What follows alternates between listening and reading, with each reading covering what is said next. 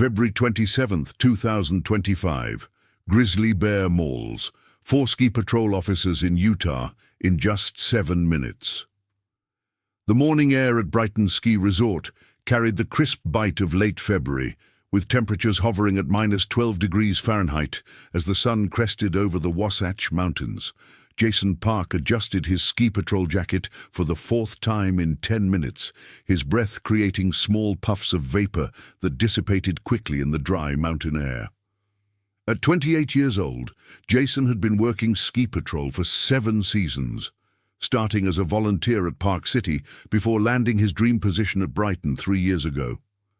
His Korean-American heritage showed in his methodical approach to safety protocols, a trait inherited from his father, who had served as a marine engineer for 32 years. Jason's dark eyes scanned the pristine powder that had fallen overnight, measuring depth and consistency with the practiced eye of someone who had witnessed too many accidents caused by overconfident skiers misjudging conditions. Standing beside him, Maria Alvarez checked her equipment for the 3rd time, her movements efficient and purposeful. At 31, Maria was the most experienced member of their 4-person early morning patrol team. Her Mexican-American family had moved to Utah when she was 12, and she had fallen in love with the mountains immediately. After completing her emergency medical technician certification and wilderness first aid training, she had worked her way up through the patrol ranks over 9 years. Her shoulder-length black hair was pulled back tightly under her helmet, and her brown eyes held the steady confidence of someone who had performed countless rescues on these slopes.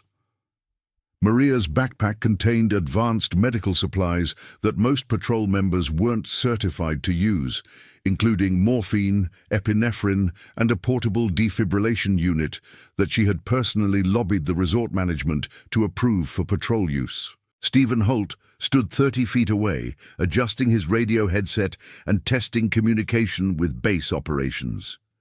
At 24, Stephen was the youngest member of their team, but had earned respect through his exceptional skiing ability and his uncanny intuition for reading weather patterns. Born and raised in Salt Lake City, Stephen had grown up skiing these very slopes as a child. His parents, both attorneys, had initially pushed him toward law school, but Stephen's passion for mountain rescue and emergency response had ultimately prevailed. His sandy brown hair was hidden beneath a bright red patrol helmet, and his green eyes constantly moved across the landscape, cataloging potential hazards and escape routes. Stephen's background in competitive skiing had given him the technical skills to reach injured skiers in locations that challenged even experienced patrol members. His lean, athletic build masked a surprising strength that had proven invaluable during numerous rescue operations. Kelly Robinson completed their team, her quiet confidence complementing the more outgoing personalities of her colleagues. At 26, Kelly had transferred to Brighton from Whistler Blackcomb in Canada just 8 months earlier, bringing with her extensive experience in avalanche rescue and wilderness medical response. Her blonde hair was braided tightly to fit under her helmet, and her blue eyes held the intensity of someone who had witnessed both the beauty and the danger of mountain environments. Kelly's father had died in a climbing accident in the Canadian Rockies when she was 19, an event that had driven her to pursue advanced training in mountain rescue techniques. She carried specialized avalanche rescue equipment, including a probe, shovel, and beacon, along with additional medical supplies that reflected her paramedic certification. Her soft-spoken manner belied a fierce determination that had emerged during several high-stakes rescue operations. The 4 patrol members had been assigned to conduct the early morning sweep of the resort's backcountry access areas, specifically focusing on the terrain beyond the resort's normal operating boundaries. This assignment was part of a new safety protocol implemented after 2 serious accidents the previous season, involving skiers who had ventured into unmarked territory. Their mission was to assess snow conditions, identify potential avalanche hazards, and ensure that the boundary markers and warning signs were properly positioned and visible. The area they were assigned to cover included the notorious Devil's Backbone Ridge, a challenging section of terrain that connected to the Wasatch National Forest and offered access to some of the most pristine powder skiing in Utah. The resort's operations center had logged their departure at 6:47 a.m. with an expected return time of 11:30 a.m. Resort manager David Chen, a 43-year-old former ski racer who had managed Brighton for 6 years, had personally briefed them on the specific areas to focus on during their patrol. Chen's experience included managing resorts in Colorado and California, and he had implemented numerous safety improvements since his arrival at Brighton. His conversation with the patrol team that morning had been routine, covering weather conditions, communication protocols, and the specific coordinates of boundary markers that needed inspection or replacement. Chen had emphasized the importance of maintaining regular radio contact given the remote nature of their assigned territory and the unpredictable weather patterns that could develop quickly in the high alpine environment. The weather report had predicted clear skies with light winds, but veteran mountain professionals knew that conditions could change rapidly at elevation. The barometric pressure had been stable for the past 48 hours, and the avalanche danger rating was listed as moderate for the areas they would be patrolling. These conditions were considered ideal for their type of boundary inspection work, as visibility would be excellent and the risk of weather-related complications was minimal. However, none of the weather reports or briefing materials had mentioned the increased wildlife activity that had been reported by several backcountry skiers and snowshoers over the previous 3 weeks. At 7:15 a.m., the team began their ascent toward the Devil's Backbone Ridge, following a well-established skin track that wound through dense stands of aspen and pine. The snow depth measured between 4 and 6 feet in most areas, with deeper accumulations in wind-loaded sections near ridgelines. Jason led the group, breaking trail through the fresh powder while the others followed in single file, maintaining a spacing of approximately 20 feet to minimize avalanche risk. The forest around them was remarkably quiet, with only the soft sounds of their skis gliding through the snow and their regulated breathing breaking the mountain silence. As they gained elevation, Maria began to notice an unusual absence of wildlife tracks in the snow. During her years of patrol work, she had become accustomed to seeing the tracks of deer, elk, rabbits, and various small mammals crisscrossing the mountain slopes. This morning, however, the snow appeared remarkably undisturbed by animal activity, creating an eerie atmosphere that she mentioned to Stephen during a brief rest stop at 7:45 a.m. Stephen, who also possessed keen observational skills developed through years of mountain travel, acknowledged that he had noticed the same phenomenon. The lack of bird calls and animal movement created an unsettling quiet that seemed to amplify every sound they made as they continued their ascent. Kelly, bringing up the rear of their formation, had been monitoring their progress using GPS coordinates and topographic maps stored on her avalanche beacon device. Her experience in the Canadian mountains had taught her to maintain constant awareness of their position relative to potential escape routes and emergency evacuation points. At 8:20 a.m., she radioed their position to base operations, confirming they were proceeding according to schedule and had encountered no significant obstacles or safety concerns. The radio communication was clear and strong, indicating good atmospheric conditions for electronic communications throughout their planned patrol area. The terrain they were traversing consisted primarily of moderate slopes ranging from 15 to 25 degrees, interspersed with steeper sections approaching 35 degrees near ridgelines. The snow surface was wind-packed in exposed areas but remained soft and deep in protected sections below treeline. These conditions were ideal for skiing but required constant vigilance regarding avalanche potential, especially as they approached the more exposed terrain of Devil's Backbone Ridge.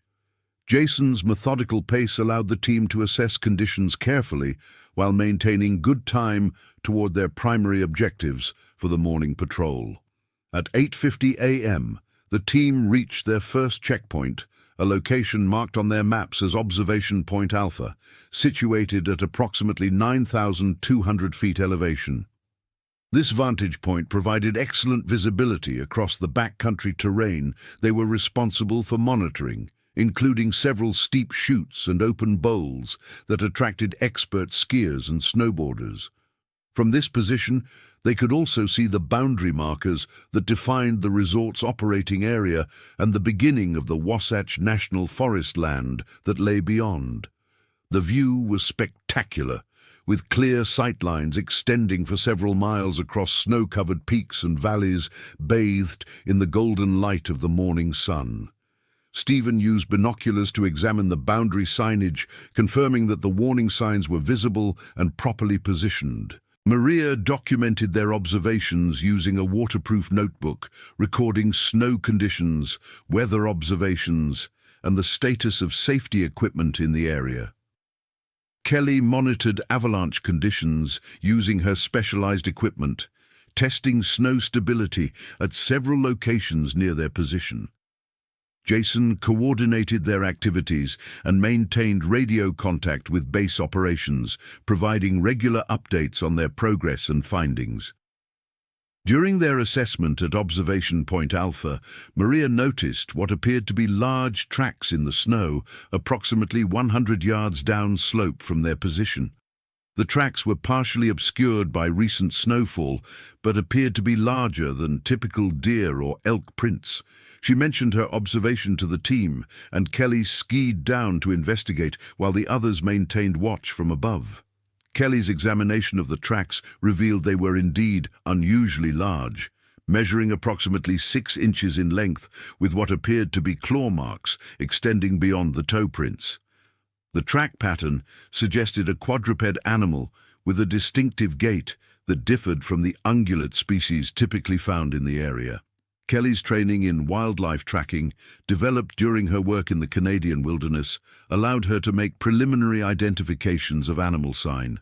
However, the tracks she was examining showed characteristics that concerned her, particularly the size and the apparent depth of the impressions in the snow, which suggested a very heavy animal. She took photographs of the clearest track impressions using her waterproof camera and measured the stride length, which exceeded 40 inches between successive prints. These measurements indicated an animal significantly larger than the black bears that were occasionally reported in the area during warmer months. The discovery of the unusual tracks prompted a discussion among the team members about wildlife activity in their patrol area. Jason's training had included basic wildlife awareness, but his experience was primarily focused on human rescue and avalanche safety rather than large animal encounters. Maria's medical training had covered animal bite treatment, but she had never encountered dangerous wildlife during her patrol duties. Stephen's competitive skiing background provided limited exposure to wildlife encounters, while Kelly's Canadian mountain experience had included black bear safety training, but minimal exposure to grizzly bears, which were not present in the Whistler area where she had previously worked. After documenting the tracks and discussing their significance, the team decided to continue with their planned patrol route while maintaining increased awareness of their surroundings. Their training and protocols did not include specific procedures for responding to large predator sign, as such encounters were considered extremely rare in the Brighton ski resort area. The resort's risk management plans focused primarily on avalanche hazards, severe weather, and human medical emergencies, with minimal consideration given to wildlife encounters. This gap in their emergency preparedness would prove significant as the morning progressed. At 9:25 a.m., the team departed Observation Point Alpha and continued their ascent toward the Devil's Backbone Ridge. following a route that would take them through increasingly challenging terrain. The slope angle gradually increased as they climbed, requiring more technical skiing skills and careful route selection to maintain safety margins. The snow conditions remained excellent for travel, with good traction for their touring skis and minimal wind effect in the protected areas they were traversing. However, the unusual quiet of the forest continued to create an atmosphere of unease that affected all team members to varying degrees. As they gained elevation, the vegetation began to thin, transitioning from dense forest to more open terrain with scattered tree islands and exposed rock formations. This change in environment provided better visibility, but also increased their exposure to wind and potential weather changes. The temperature remained consistently cold, with minimal solar warming effect due to the early hour and the high altitude. These conditions were beneficial for snow stability, but created challenges for equipment management and personal comfort during their extended patrol duties. During a brief rest stop at 9:45 a.m., Stephen noticed what appeared to be additional animal sign approximately 50 feet from their position. The disturbance in the snow suggested that something large had moved through the area recently, possibly within the past day or two, based on the condition of the tracks and the amount of new snow that had accumulated in the impressions. Kelly investigated this new sign and confirmed that it appeared to be from the same type of animal that had created the tracks at their previous location. The pattern of movement suggested the animal had been traveling in the same general direction as their patrol route, a coincidence that added to the growing sense of unease among the team members. The presence of consistent animal sign along their route raised questions about the behavior and intentions of whatever creature was creating the tracks. Large predators typically avoided areas of human activity, yet the evidence suggested that a significant animal had been moving through terrain that was regularly used by skiers and resort personnel. Kelly's experience had taught her that predator behavior could be unpredictable, especially during late winter months when food sources might be scarce and animals could be more desperate or aggressive than during other seasons. Jason made the decision to radio base operations with an update on their findings, reporting the discovery of unusual animal tracks and requesting guidance on appropriate protocols. The radio communication at 10:15 a.m. reached Dave Chen in the Resort Operations Center, but the information about animal tracks was not considered significant enough to alter their patrol mission or implement any special precautions. Chen's response acknowledged their report and instructed them to continue with their planned route while maintaining awareness of their surroundings. This decision reflected the general lack of experience and preparation for wildlife encounters in the resort's emergency management protocols. The team continued their ascent toward Devil's Backbone Ridge, reaching an elevation of approximately 9,800 feet by 10:35 a.m. At this altitude, they were approaching tree line, and the terrain was becoming increasingly exposed and challenging. The ridge itself was a narrow, windswept formation that provided access to several expert-level ski runs and backcountry areas popular with advanced skiers and snowboarders. The approaches to the ridge required careful navigation through complex terrain featuring steep slopes, rock bands, and areas prone to wind loading and avalanche activity. As they prepared for the final approach to their primary objective area, Maria noticed that the quality of light was beginning to change, with high, thin clouds moving in from the west. These conditions could indicate approaching weather changes that might affect their patrol schedule or create additional safety concerns. The wind speed was also beginning to increase slightly, creating minor snow transport that could impact visibility and travel conditions on the exposed ridge areas they needed to inspect. At 10:45 a.m., the team reached the base of Devil's Backbone Ridge and began their technical ascent of the formation itself. This section of their route required advanced skiing skills and careful attention to snow conditions, as the slopes were steep and exposed to wind effects that could create unstable snow layers. Jason continued to lead, selecting a route that balanced efficiency with safety, while avoiding areas that showed signs of potential avalanche activity. The pace of travel slowed significantly as the technical demands of the terrain required more careful movement and frequent assessment of conditions. Kelly, as the most experienced in avalanche assessment, took responsibility for evaluating snow stability as they climbed. Her tests showed generally stable conditions, but she noted several areas where wind loading had created slabs that could be unstable under certain loading conditions. These observations were documented and would be included in their report to resort management, as this information was critical for determining which areas could be safely opened to resort guests and which areas needed continued closure or additional avalanche mitigation work. During their climb up Devil's Backbone Ridge, Stephen began to experience an increasing sense of being watched, a feeling that had been building gradually since their discovery of the animal tracks at Observation Point Alpha. His competitive skiing background had developed his awareness of environmental conditions and subtle changes that could affect performance or safety. The sensation he was experiencing was difficult to quantify, but felt similar to the pressure he had experienced during major competitions when he knew he was being closely observed by judges and spectators. However, in this remote mountain setting, there was no obvious source for such feelings, creating a psychological discomfort that affected his concentration and decision-making. Maria, focused on the medical and safety aspects of their mission, had begun to mentally review the procedures for treating large animal attack injuries, even though such scenarios were not part of her regular training or experience. Her EMT background had covered basic trauma response, but she was aware that animal attack injuries could present unique challenges, including puncture wounds, crushing injuries, and high infection risk that might require specialized treatment approaches. The weight of her medical pack suddenly felt more significant as she considered the potential need for emergency field treatment in a scenario that she had never actually prepared for or practiced.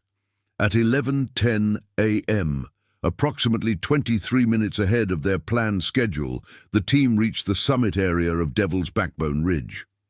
This achievement represented the successful completion of the most technically challenging section of their patrol route and provided them with an excellent vantage point for assessing the broader area of their responsibility.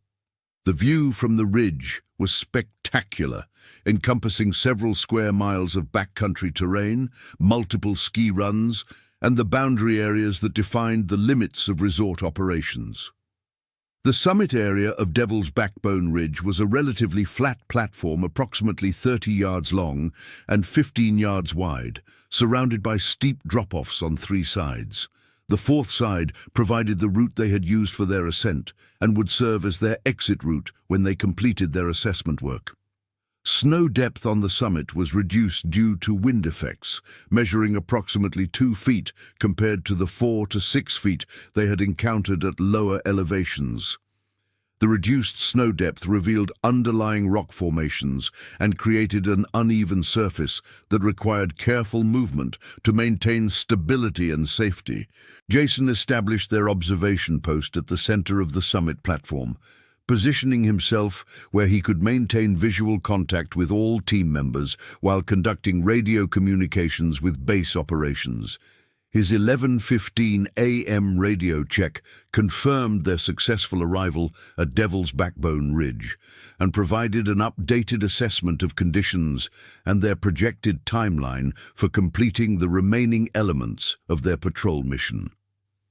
Base operations acknowledged their communication and confirmed that conditions remained stable for their continued work in the area. Maria began documenting their findings from the ridge position, using binoculars to examine boundary markers, safety signage, and terrain conditions in the areas visible from their vantage point. Her systematic approach included recording GPS coordinates, snow depth measurements, weather observations, and photographic documentation of significant features or concerns. This information would form the basis of their formal patrol report and would be used by resort management to make decisions about area openings, safety improvements, and resource allocation for future patrol activities. Stephen conducted a detailed assessment of avalanche conditions in the steep terrain visible from the ridge, using his knowledge of snow science and weather effects to identify areas of concern or potential instability. His observations included wind loading patterns, recent avalanche activity, and snow settlement characteristics that could indicate changing stability conditions. These technical assessments required specialized knowledge and experience that complemented the other skills represented in their patrol team. Kelly focused on evaluating emergency access routes and evacuation procedures that would be relevant if rescue operations were required in the terrain they were observing. Her paramedic training and mountain rescue experience provided valuable perspective on the challenges that would be faced by emergency responders attempting to reach injured parties in the remote and technically challenging areas within their patrol responsibility. Her assessment included identifying helicopter landing zones, ground evacuation routes, and communication dead zones that could complicate rescue operations. At 11:35 a.m., while the team was conducting their individual assessment tasks, Kelly noticed movement in the forest, approximately 200 yards below their position. The movement was subtle, but distinctly different from wind effects on vegetation or minor snowslides that were common in steep terrain. Her initial observation suggested a large animal moving through the trees, following a path roughly parallel to the route they had used during their ascent to the ridge. She alerted the other team members to her sighting and began observing the area more systematically using binoculars. The animal Kelly had detected was partially concealed by forest vegetation, making positive identification difficult from their elevated position. However, her observations indicated an animal significantly larger than the deer or elk typically found in the area, moving with a purposeful gait that suggested familiarity with the terrain and confidence in its ability to navigate the challenging snow conditions. The animal's behavior appeared to be exploratory rather than focused on feeding or seeking shelter, raising questions about its intentions and the potential risk it might represent to human activity in the area. Jason's immediate response to Kelly's sighting was to establish radio contact with base operations and report the presence of a large animal in their patrol area.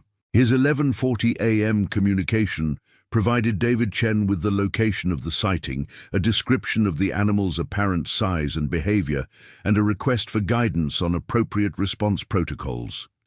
Chen's reply acknowledged the report, but indicated that the resort had no specific procedures for dealing with large wildlife encounters during patrol operations, leaving the decision-making to the patrol team's judgment and experience. The team's discussion of their response options was limited by their lack of training and experience in wildlife encounter situations. Their standard protocols covered weather emergencies, avalanche rescue, medical emergencies, and equipment failures, but did not address large predator encounters or the safety considerations that might be relevant in such situations. The decision-making process was further complicated by the fact that they had not yet completed their assigned patrol mission and were expected to inspect several additional locations before returning to base operations. Maria's medical training provided her with some knowledge of animal attack injury patterns, but she had no experience in predicting animal behavior or implementing preventive measures to avoid dangerous encounters. Her primary concern was ensuring that the team maintained the capability to provide emergency medical treatment if an encounter occurred, but she was aware that the remote location and challenging terrain would severely limit their options for patient evacuation and advanced medical care. The weight of responsibility for her team members' safety in a scenario she had never trained for created significant anxiety that affected her to focus on their primary mission objectives. Stephen's competitive background had taught him to maintain performance under pressure, but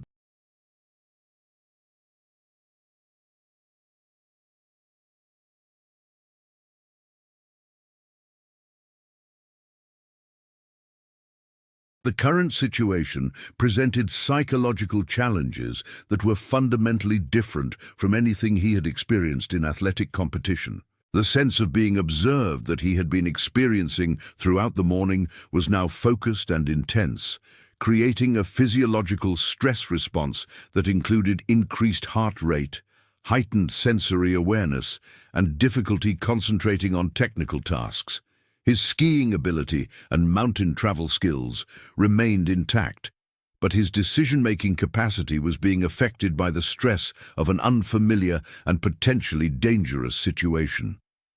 Kelly's previous experience in wilderness environments had included basic wildlife awareness training, but her work in the Canadian mountains had not involved grizzly bears or other large predators that might pose significant threat to human safety.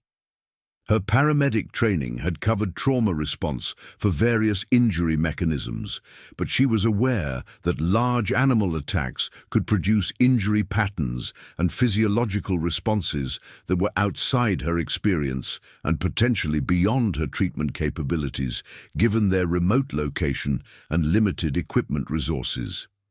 At 11:50 a.m., the animal that Kelly had initially observed emerged from the forest cover into a small clearing approximately 150 yards below their position. For the first time, all team members were able to observe the creature clearly and confirm that it was indeed a bear, significantly larger than the black bears occasionally reported in the Utah mountains. The bear's appearance was massive, with the distinctive shoulder hump and facial profile characteristic of a grizzly bear, an identification that created immediate alarm among the team members due to the species' reputation for aggressive behavior and the extremely rare occurrence of grizzly bears in Utah.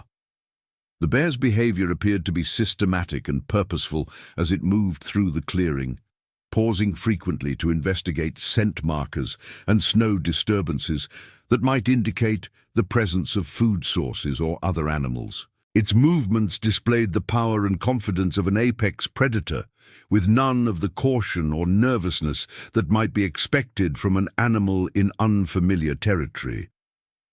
The bear's body condition appeared excellent, suggesting that it had been successful in finding adequate food resources despite the challenging winter conditions and remote mountain environment. Jason's immediate radio report to base operations at 11:52 a.m. conveyed the positive identification of a grizzly bear in their patrol area and requested emergency guidance on appropriate response procedures. David Chen's initial reaction was disbelief, as grizzly bears had not been present in Utah for decades, and their appearance in the Brighton ski resort area would represent an unprecedented wildlife event. Chen's request for confirmation of the identification led to a brief radio exchange during which Jason provided additional details about the bear's size, behavior, and distinctive physical characteristics that supported their identification. The confirmation of a grizzly bear presence in their patrol area created an immediate dilemma for the patrol team regarding their appropriate response. Their training and equipment were inadequate for dealing with such a dangerous predator, yet their professional responsibilities included ensuring the safety of resort guests and staff who might encounter the animal. The remote location of their position and the technical terrain they had traversed to reach Devil's Backbone Ridge made immediate evacuation challenging, while the bear's position below them on their planned exit route created additional complications for their departure from the area. Maria's assessment of their medical preparedness for a potential bear encounter revealed significant limitations in their equipment and training for treating the severe injuries that could result from a grizzly bear attack. Her medical pack contained supplies appropriate for typical ski patrol emergencies, such as fractures, lacerations, and hypothermia, but lacked the specialized equipment and medications that might be required for managing massive trauma, arterial bleeding, and shock that could result from large predator attacks. The remote location would also severely limit their ability to provide advanced life support or arrange for rapid evacuation of critically injured team members. Stephen's analysis of their tactical situation focused on terrain features and escape routes that might be available if the bear's behavior became threatening. His competitive skiing background provided him with exceptional knowledge of the local terrain and the technical skiing skills that might be required for rapid movement through challenging conditions. However, he was aware that bears were capable of moving through snow-covered terrain with surprising speed and agility, potentially negating any advantage that their skiing ability might provide in an escape scenario. Kelly's paramedic experience had included some training in threat assessment and scene safety evaluation, skills that were now highly relevant to their current situation. Her assessment of the bear's behavior suggested that it was not currently displaying aggressive or predatory behavior, but she was aware that bear behavior could change rapidly in response to various stimuli, including human presence, loud noises, or perceived threats to territory or food sources. The unpredictable nature of bear behavior made it impossible to develop reliable predictions about the animal's future actions or the level of threat it might represent to their team. At 12:05 p.m., while the team was discussing their options and attempting to develop a response plan, the bear began moving in their general direction, following a route that would bring it closer to the base of Devil's Backbone Ridge. The bear's movement pattern appeared to be guided by investigation of scent trails or other sign, rather than direct interest in the patrol team. But the reduction in distance between the bear and their position increased the potential danger and urgency of their situation. The bear's steady approach eliminated the option of remaining in position to complete their patrol mission, and made departure from the ridge a priority for their safety.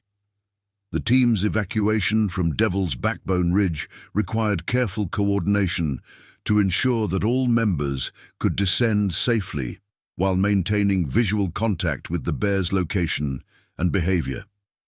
Jason assumed responsibility for route selection and pace setting, choosing a path that would maximize their distance from the bear while avoiding terrain features that might trigger avalanche activity or create other safety hazards. The descent route differed from their ascent path due to the need to avoid the area where the bear was located, requiring navigation through unfamiliar terrain that increased the technical difficulty and potential risks of their movement. Maria positioned herself second in their descent formation, carrying the medical equipment that might be needed if anyone was injured during their evacuation or if they encountered the bear during their departure. Her role included monitoring the condition and performance of all team members during the stressful descent, while maintaining readiness to provide emergency medical treatment if circumstances required. The psychological pressure of their situation, combined with the technical demands of skiing through challenging terrain while carrying heavy equipment, created significant physical and mental stress that could increase the risk of accidents or errors in judgment. Stephen took the third position in their formation, using his exceptional skiing ability to maintain visual contact with both the lead and rear members of their team while monitoring the bear's location and behavior. His competitive background provided him with the skills needed for rapid, precise movement through difficult terrain, but the weight of safety equipment and the psychological stress of their situation affected his normal performance capabilities. His responsibility included serving as a communication link between team members and providing assistance if anyone encountered difficulties during the descent. Kelly occupied the rear position in their formation, using her mountain rescue experience to ensure that no team members were left behind and that their descent route remained viable for potential emergency evacuation if circumstances required. Her paramedic training included skills in stress management and crisis decision-making that were valuable for maintaining team cohesion and effectiveness during their emergency departure from the ridge. Her position also allowed her to monitor the bear's behavior and provide early warning if the animal's actions indicated increased threat or aggressive intent. The descent from Devil's Backbone Ridge proved technically challenging due to the steep terrain, variable snow conditions, and the psychological stress created by the bear's presence in the area. The team's movement was necessarily slower than their normal skiing pace due to the need to maintain control and avoid accidents that could result in injury or separation of team members. The reduced speed of movement also increased their exposure time in the area where the bear was present, creating additional psychological pressure that affected decision-making and performance capabilities. At 12:25 p.m., approximately halfway through their planned descent route, the bear's behavior changed dramatically as it appeared to detect their presence and began moving more purposefully in their direction. The change from exploratory behavior to focused movement toward their location indicated that the bear was aware of their presence and might be responding to their scent, sound, or visual signature. This development represented a significant escalation in the threat level they were facing and required immediate modification of their evacuation strategy to prioritize speed over technical precision in their descent. Jason's assessment of the bear's changed behavior led to his decision to abandon their planned route in favor of a more direct descent path that would minimize their time in the area, but increase the technical difficulty and avalanche risk of their movement.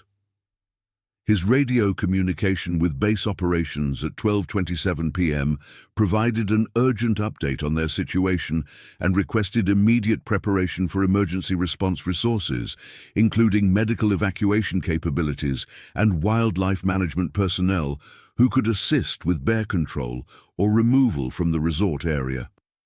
The bear's movement toward their position accelerated significantly as the team began their modified descent route, suggesting that the animal was responding to their movement or had identified them as a potential threat or opportunity. The bear's speed through the snow-covered terrain demonstrated the remarkable physical capabilities of the species and made it clear that the patrol team could not outrun the animal if it chose to pursue them aggressively. This realization eliminated escape as a viable strategy and focused their options on defensive measures and calling for immediate emergency assistance. Maria's radio communication at 12:30 p.m.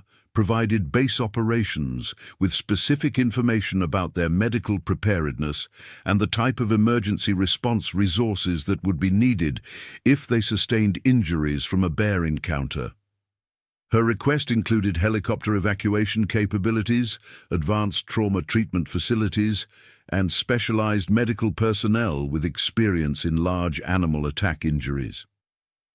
This communication was the first indication to resort management that the situation had escalated beyond a wildlife sighting to a potential life-threatening emergency requiring immediate coordinated response.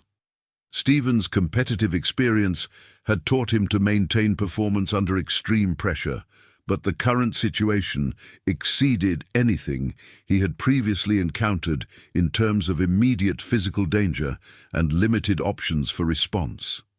His analysis of their tactical situation suggested that their best chance for survival lay in remaining together as a group, making loud noises to discourage the bear's approach and preparing to implement basic bear defense strategies that he had learned during outdoor recreation courses.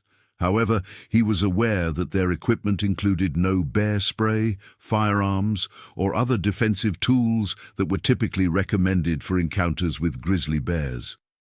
Kelly's assessment of bear encounter protocols from her wilderness training suggested that their response should include avoiding direct eye contact with the bear, speaking in calm, low tones, and avoiding sudden movements that might trigger aggressive behavior.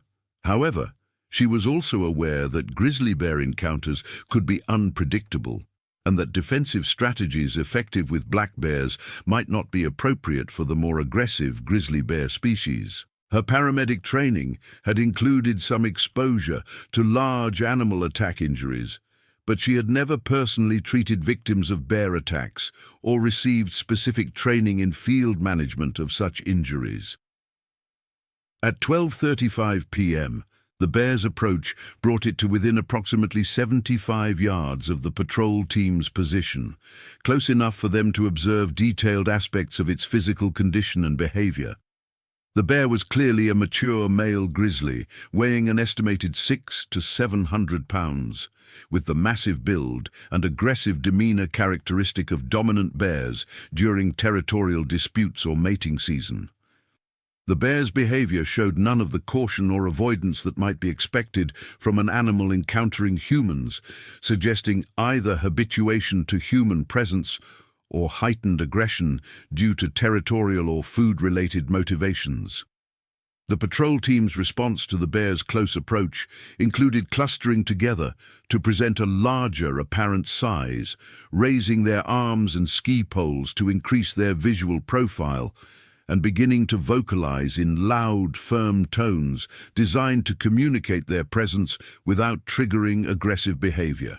These defensive measures represented their best understanding of appropriate bear encounter protocols, but none of the team members had previous experience implementing these strategies in actual encounters with dangerous wildlife. The effectiveness of their defensive behavior would depend largely on the bear's individual temperament and motivational state, factors that were impossible for them to assess accurately. Jason's radio communication at 12:38 p.m. provided what would be the last clear transmission received by base operations before the situation deteriorated into an emergency. His message confirmed the bear's continued approach, requested immediate dispatch of all available emergency response resources, and provided their exact GPS coordinates for use by rescue personnel. The transmission also included his assessment that the bear's behavior appeared increasingly aggressive and that physical contact appeared likely despite their defensive measures. The bear's final approach covered the remaining distance with surprising speed, demonstrating the explosive acceleration capabilities that made grizzly bears so dangerous in close encounters. The animal's charge was not a bluff or intimidation display, but a committed attack that gave the patrol team no opportunity to retreat or implement additional defensive measures. The attack began at 12:41 p.m. when the bear reached the patrol team's position and immediately targeted Jason, who was positioned at the front of their defensive formation. The initial impact between the bear and Jason was devastating, with the animal's massive weight and momentum creating forces that no human body could withstand without severe injury. The bear's claws and teeth caused immediate trauma that included deep lacerations, puncture wounds, and crushing injuries that compromised multiple body systems simultaneously. Jason's ski equipment was scattered by the impact, and his position at the front of the group resulted in him bearing the full force of the bear's initial attack before the animal turned its attention to the other team members. Maria's training as an EMT had prepared her for responding to medical emergencies, but witnessing the bear's attack on Jason created psychological shock that initially impaired her ability to think clearly or implement appropriate response procedures. Her immediate instinct was to provide medical assistance to Jason, but the bear's continued presence and aggressive behavior made it impossible to approach him safely or begin emergency treatment. The conflict between her medical training and the immediate danger created cognitive paralysis that lasted several critical seconds, during which the situation continued to deteriorate. Stephen's competitive background had developed his reflexes and reaction time, enabling him to respond more quickly than the other team members to the bear's attack. His initial response was to use his ski poles as defensive weapons, striking at the bear in an attempt to drive it away from Jason and prevent attacks on the other team members. However, the bear's size and aggressive state made it largely unaffected by his defensive strikes, and his proximity to the animal during his defensive attempts placed him in immediate danger of becoming the bear's next target. Kelly's paramedic training had included exposure to violent trauma scenarios, but nothing in her experience had prepared her for the reality of witnessing a large predator attack on her colleague. Her training emphasized scene safety as the first priority in any emergency response, but the chaotic and dangerous nature of the bear attack made it impossible to establish a safe working environment for providing medical care. Her immediate response was to attempt radio communication to summon emergency assistance while looking for opportunities to help her injured team members without becoming a victim herself. The bear's attack on Jason lasted approximately 90 seconds, during which the animal inflicted multiple severe injuries, including deep lacerations to his torso and extremities, puncture wounds from claws and teeth, and crushing injuries from the bear's weight and powerful limbs. The attack ended when Stephen's continued defensive actions with his ski poles apparently succeeded in momentarily distracting the bear, causing it to release Jason and turn its attention towards Stephen as a new threat. This transition provided Maria with the opportunity to reach Jason and begin emergency medical assessment and treatment. Stephen's encounter with the bear began when the animal charged toward him in response to his defensive actions during Jason's attack. His competitive skiing background had developed his agility and balance, enabling him to avoid the bear's initial charge and create some distance between himself and the animal. However, the bear's speed and determination in pursuing him made it clear that escape was not possible, and within seconds the animal had closed the distance and initiated physical contact. The bear's attack on Stephen differed from its attack on Jason due to Stephen's attempts to maintain mobility and avoid being pinned beneath the animal's weight. This defensive strategy resulted in a more prolonged encounter during which Stephen sustained multiple injuries from the bear's claws as it attempted to grasp and control him. His ski equipment was partially successful in protecting him from some injuries, but the bear's powerful limbs and sharp claws caused significant trauma to his arms and legs as he struggled to avoid being completely subdued by the animal. Kelly's attempts to provide assistance to her team members were complicated by the bear's continued aggressive behavior and her need to maintain her own safety while looking for opportunities to help. Her paramedic training had emphasized the importance of scene safety, but the dynamic nature of the bear attack made it impossible to establish a secure working environment. Her radio communications with base operations provided critical updates on the situation, but were frequently interrupted by the need to move to avoid the bear or respond to immediate threats to team member safety. Maria's medical assessment of Jason revealed multiple severe injuries that required immediate intervention to prevent life-threatening blood loss and shock. Her EMT training had covered trauma response procedures, but the severity and complexity of Jason's injuries exceeded her normal scope of practice and available equipment. The remote location and continued bear presence made it impossible to provide ideal medical care, forcing her to implement field expedient measures designed to stabilize his condition until advanced medical care could be provided. At 12:44 p.m., the bear's attention turned toward Kelly and Maria, who were positioned near Jason and attempting to provide emergency medical treatment. Kelly's efforts to maintain radio communication while assisting with medical care had apparently attracted the bear's attention, and its approach toward their position forced them to abandon their treatment efforts and implement defensive measures. The bear's continued aggression suggested that it had not been deterred by its encounters with Jason and Stephen, and remained committed to attacking all members of the patrol team. Kelly's encounter with the bear began when the animal charged toward her position while she was attempting to provide medical assistance to Jason. Her paramedic training had included some physical fitness requirements, but she lacked the athletic background that had enabled Stephen to initially evade the bear's attack.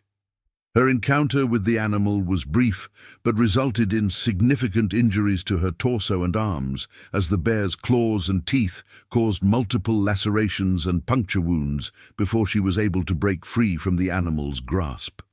Maria's medical training had not included combat medicine or trauma care under hostile conditions, but the bear attack scenario forced her to attempt providing emergency care while facing continued threat from the aggressive animal. Her encounter with the bear occurred when she refused to abandon Jason despite the animal's approach toward their position. Her decision to prioritize patient care over personal safety resulted in severe injuries when the bear attacked her while she was in a vulnerable position, attempting to control Jason's bleeding. The bear's attacks on Kelly and Maria occurred in rapid succession, with the animal moving between targets with speed and determination that demonstrated its commitment to aggressive behavior toward all members of the patrol team. The total duration of active attacks on all 4 team members was approximately 7 minutes, from the initial contact with Jason at 12:41 p.m. until the bear's departure from the immediate area at 12:48 p.m.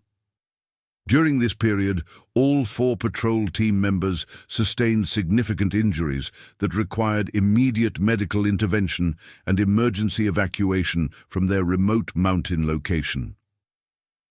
The bear's departure from the attack scene appeared to be voluntary rather than the result of successful defensive actions by the patrol team.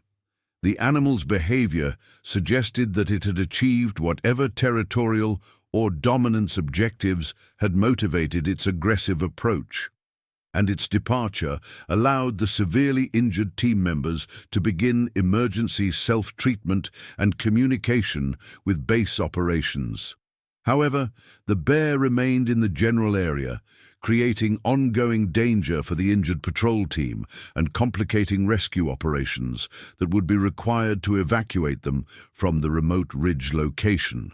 Kelly, despite her own significant injuries, was the first team member able to establish coherent radio communication with base operations following the bear attack. Her 12:50 p.m. transmission provided David Chen with confirmation that all 4 patrol team members had been attacked and injured by the bear, that they required immediate emergency medical evacuation, and that the bear remained in the area, posing continued danger to both the injured team and potential rescue personnel. This communication triggered the resort's emergency response protocols and initiated coordination with external emergency services for mountain rescue and medical evacuation operations. Maria's medical training enabled her to conduct rapid triage assessment of all 4 team members despite her own injuries, determining that Jason had sustained the most life-threatening injuries requiring immediate advanced medical care. Her assessment revealed that Jason had multiple deep lacerations, suspected internal injuries, significant blood loss, and signs of shock that indicated need for immediate surgical intervention and blood replacement therapy. Her radio communication at 12:52 p.m. provided base operations with specific medical information that would be critical for coordinating appropriate emergency response resources.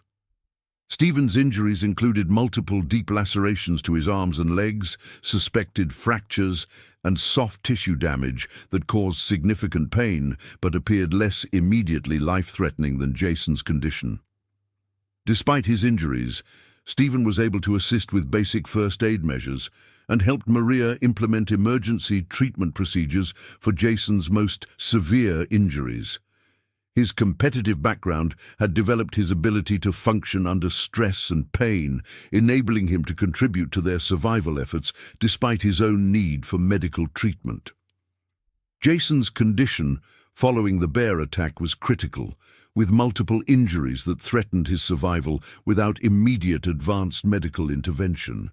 His injuries included deep lacerations that had caused significant blood loss, suspected internal injuries that could be causing internal bleeding, and signs of shock including altered mental status and unstable vital signs.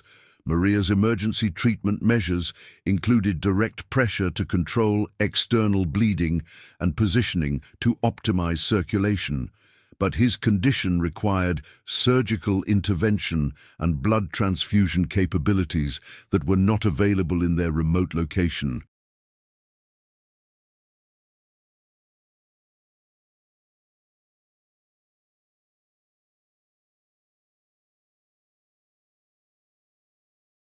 The patrol team's situation following the bear attack presented multiple complex challenges for emergency response personnel, including the remote and technically challenging location, the severity of injuries requiring immediate medical care, the continued presence of an aggressive bear in the area, and weather conditions that could affect helicopter evacuation operations. The coordination of rescue operations required simultaneous deployment of medical evacuation resources, wildlife management personnel, and mountain rescue specialists with the technical skills needed to access the Devil's Backbone Ridge location. David Chen's response to the emergency reports from the patrol team included immediate notification of Utah Emergency Services, Summit County Sheriff's Department, Utah Division of Wildlife Resources, and University of Utah Hospital Trauma Services. His coordination of multiple agencies reflected the complex nature of the emergency, which combined elements of wilderness medical evacuation, dangerous wildlife management, and technical mountain rescue operations. The resort's emergency response plans had not specifically addressed scenarios combining all these elements, requiring improvised coordination procedures that relied heavily on the individual expertise of responding personnel. The Utah Emergency Services dispatcher, who received Chen's emergency call at 12:55 p.m., immediately recognized the complexity of the situation and began coordinating helicopter evacuation resources, while simultaneously requesting deployment of specialized personnel for wildlife management and technical rescue operations. The dispatcher's experience with mountain rescue operations enabled rapid identification of the resources and personnel that would be required, but the combination of severe medical emergencies and dangerous wildlife created an unusually challenging coordination scenario. Summit County Sheriff's Department received notification of the emergency at 12:57 p.m. and immediately began deploying mountain rescue personnel with specialized equipment for technical rescue operations in alpine environments. The Sheriff's Department maintained specialized rescue equipment, including helicopter landing zone, preparation equipment, technical rope rescue systems, and communications equipment designed for mountain rescue operations. However, their personnel had limited experience with dangerous wildlife encounters during rescue operations, requiring coordination with wildlife management specialists.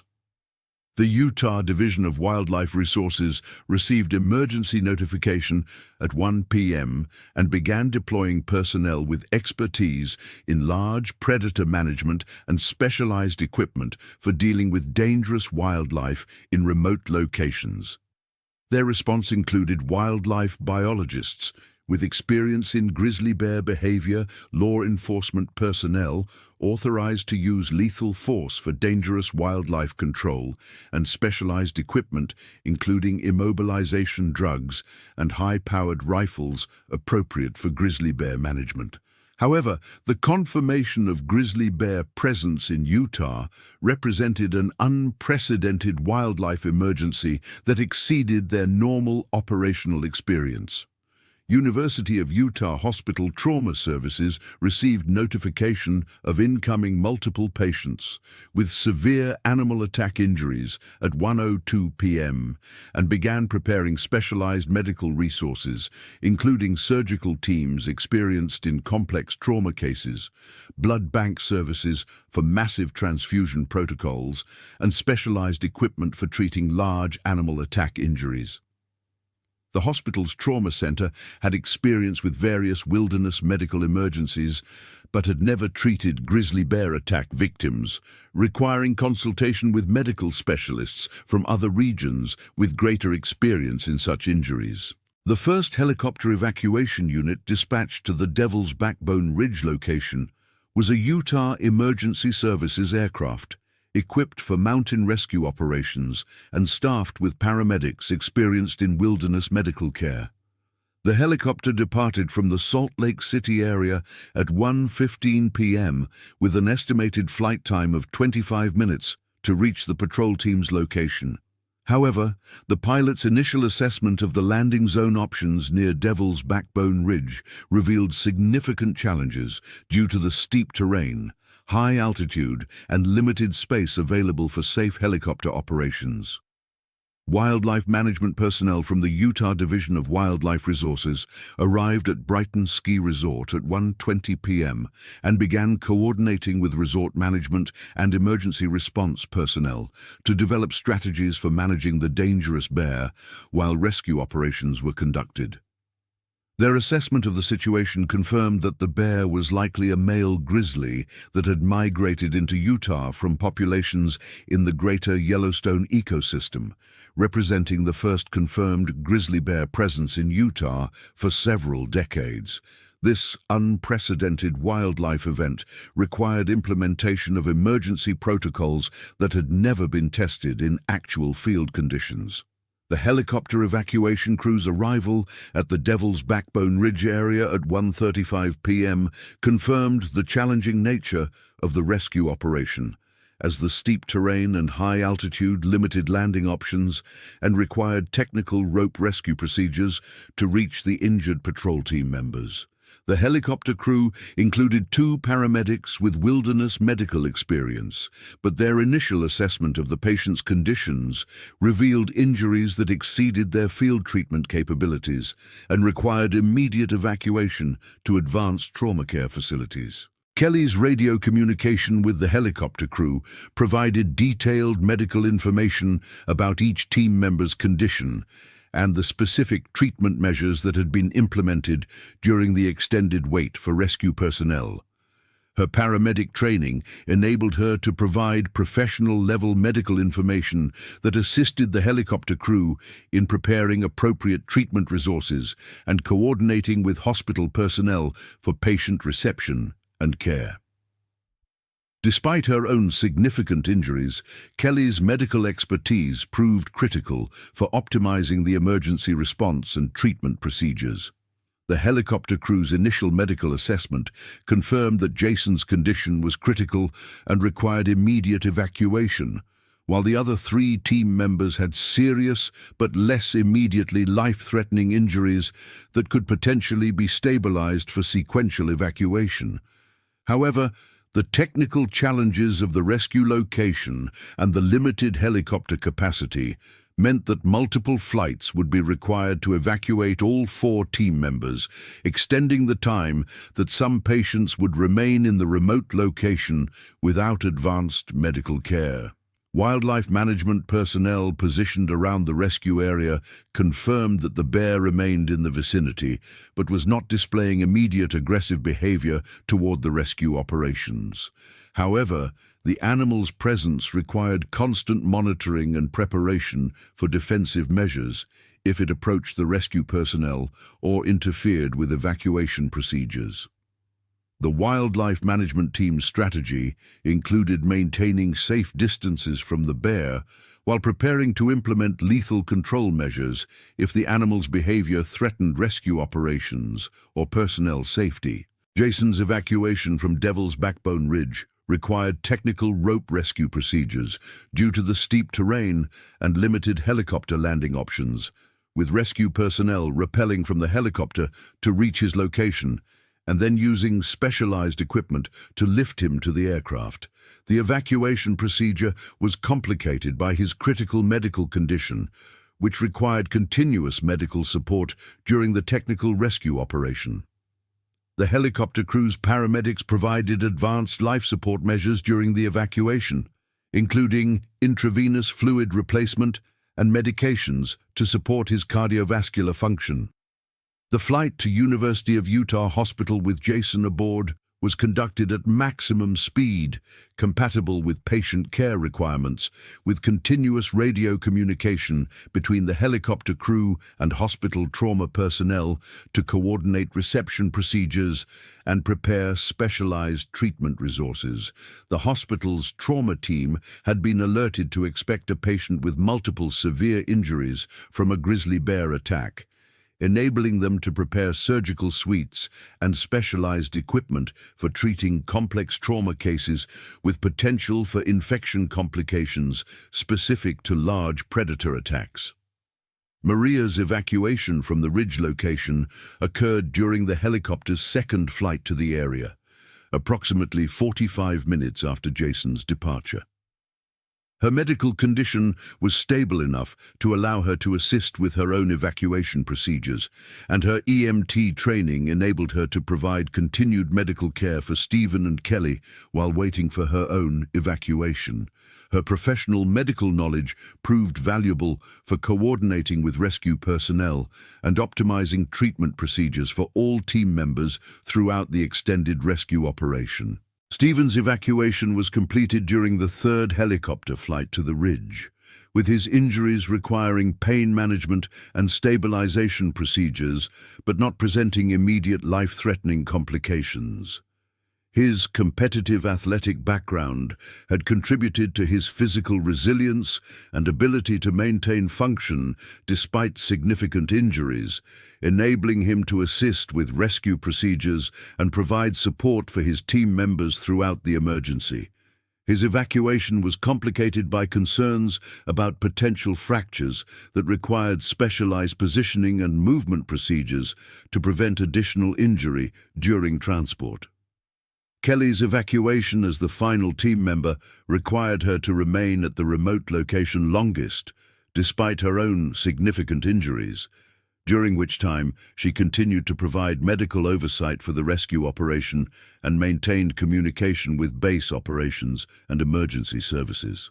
Her paramedic training and mountain rescue experience proved invaluable for coordinating the complex multi-patient evacuation and ensuring that appropriate medical care was provided throughout the extended rescue operation.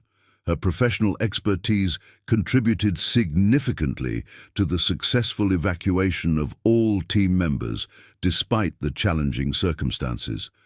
The bear's behavior during the rescue operations remained unpredictable, with the animal maintaining presence in the area but not directly interfering with helicopter operations or rescue personnel. Wildlife management personnel maintained continuous observation of the bear throughout the rescue operations, prepared to implement defensive measures if the animal's behavior became threatening.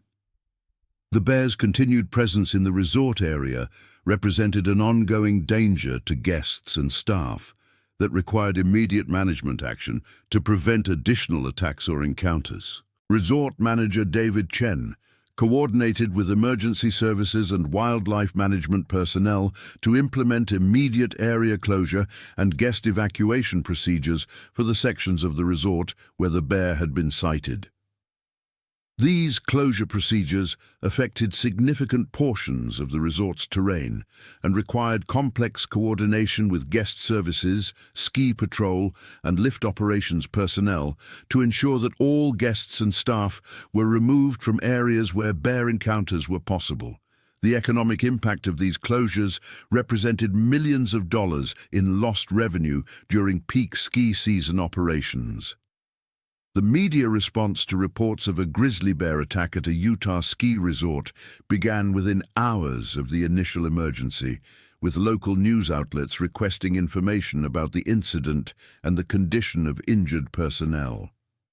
Chen's initial media communications were limited to confirmation that an incident had occurred and that emergency response procedures had been implemented, but media interest in the unprecedented nature of a grizzly bear attack in Utah created significant pressure for additional information about the circumstances and implications of the event. University of Utah Hospital's trauma team received Jason in critical condition at 2:45 p.m. and immediately implemented massive transfusion protocols and emergency surgical procedures to address his life-threatening injuries. The surgical team's assessment revealed multiple deep lacerations, significant muscle and soft tissue damage, and internal injuries that required complex surgical repair procedures. The medical team's experience with trauma cases provided the expertise needed for treating his injuries, but the specific nature of large predator attack wounds required consultation with specialists from medical centers in other regions with greater experience in such cases. Maria arrived at the hospital at 3:30 p.m. with injuries that required surgical repair, but were not immediately life-threatening.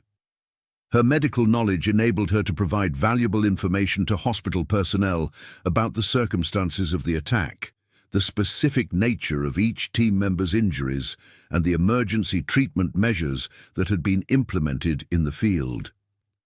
This professional medical communication enhanced the hospital's ability to provide appropriate treatment for all team members and contributed to better patient outcomes despite the severity of their injuries. Stephen's arrival at the hospital at 4:10 p.m. revealed injuries that included multiple deep lacerations requiring surgical repair, suspected fractures requiring orthopedic evaluation, and soft tissue damage that would require extended rehabilitation for full recovery. His athletic background contributed to his physiological resilience and recovery potential, but the severity of his injuries would require months of specialized medical treatment and physical therapy to restore his previous level of physical function. The hospital's orthopedic team's assessment indicated that he would likely recover full function with appropriate treatment, but the recovery timeline would extend well beyond the current ski season. Kelly's arrival at the hospital at 4:45 p.m. completed the evacuation of all 4 patrol team members, with her injuries requiring surgical treatment for multiple lacerations and puncture wounds, but not presenting immediate life-threatening complications. Her paramedic training and medical knowledge had contributed significantly to the survival and successful treatment of all team members, and her professional expertise would be valuable for the investigation and analysis of the incident that would follow. Her injuries would require several weeks of medical treatment and rehabilitation, but were expected to heal completely with appropriate care. The hospital's coordinated treatment of 4 simultaneous patients with similar injury patterns from a large predator attack required unprecedented resource allocation and coordination among multiple medical specialties. The trauma team's experience with various injury mechanisms provided a foundation for treating the patients, but the specific characteristics of grizzly bear attack injuries required adaptation of standard trauma protocols and consultation with medical specialists from regions where such injuries were more common. The hospital's successful treatment of all 4 patients represented a significant medical achievement, given the severity and complexity of their injuries. Wildlife management personnel's investigation of the bear attack site revealed evidence confirming the presence of a large male grizzly bear and supporting the patrol team's account of the incident. The physical evidence included clear tracks, hair samples, and claw marks on trees that confirmed the bear's size and aggressive behavior. The investigation also revealed signs that the bear had been in the area for an extended period, potentially explaining the unusual animal tracks that the patrol team had observed during their morning patrol activities. The Utah Division of Wildlife Resources analysis of the bear's presence in Utah confirmed that the animal had likely migrated from the greater Yellowstone ecosystem, representing natural range expansion of grizzly bear populations that had been recovering in recent decades. This migration represented a significant wildlife management challenge, as Utah had no established protocols for managing resident grizzly bear populations, and the state's wildlife management infrastructure was not equipped for the specialized requirements of grizzly bear conservation and human-bear conflict management. Federal wildlife agencies' involvement in the incident began when the Utah Division of Wildlife Resources requested assistance from the U.S. Fish and Wildlife Service and the National Park Service for expertise in grizzly bear management and potential relocation procedures.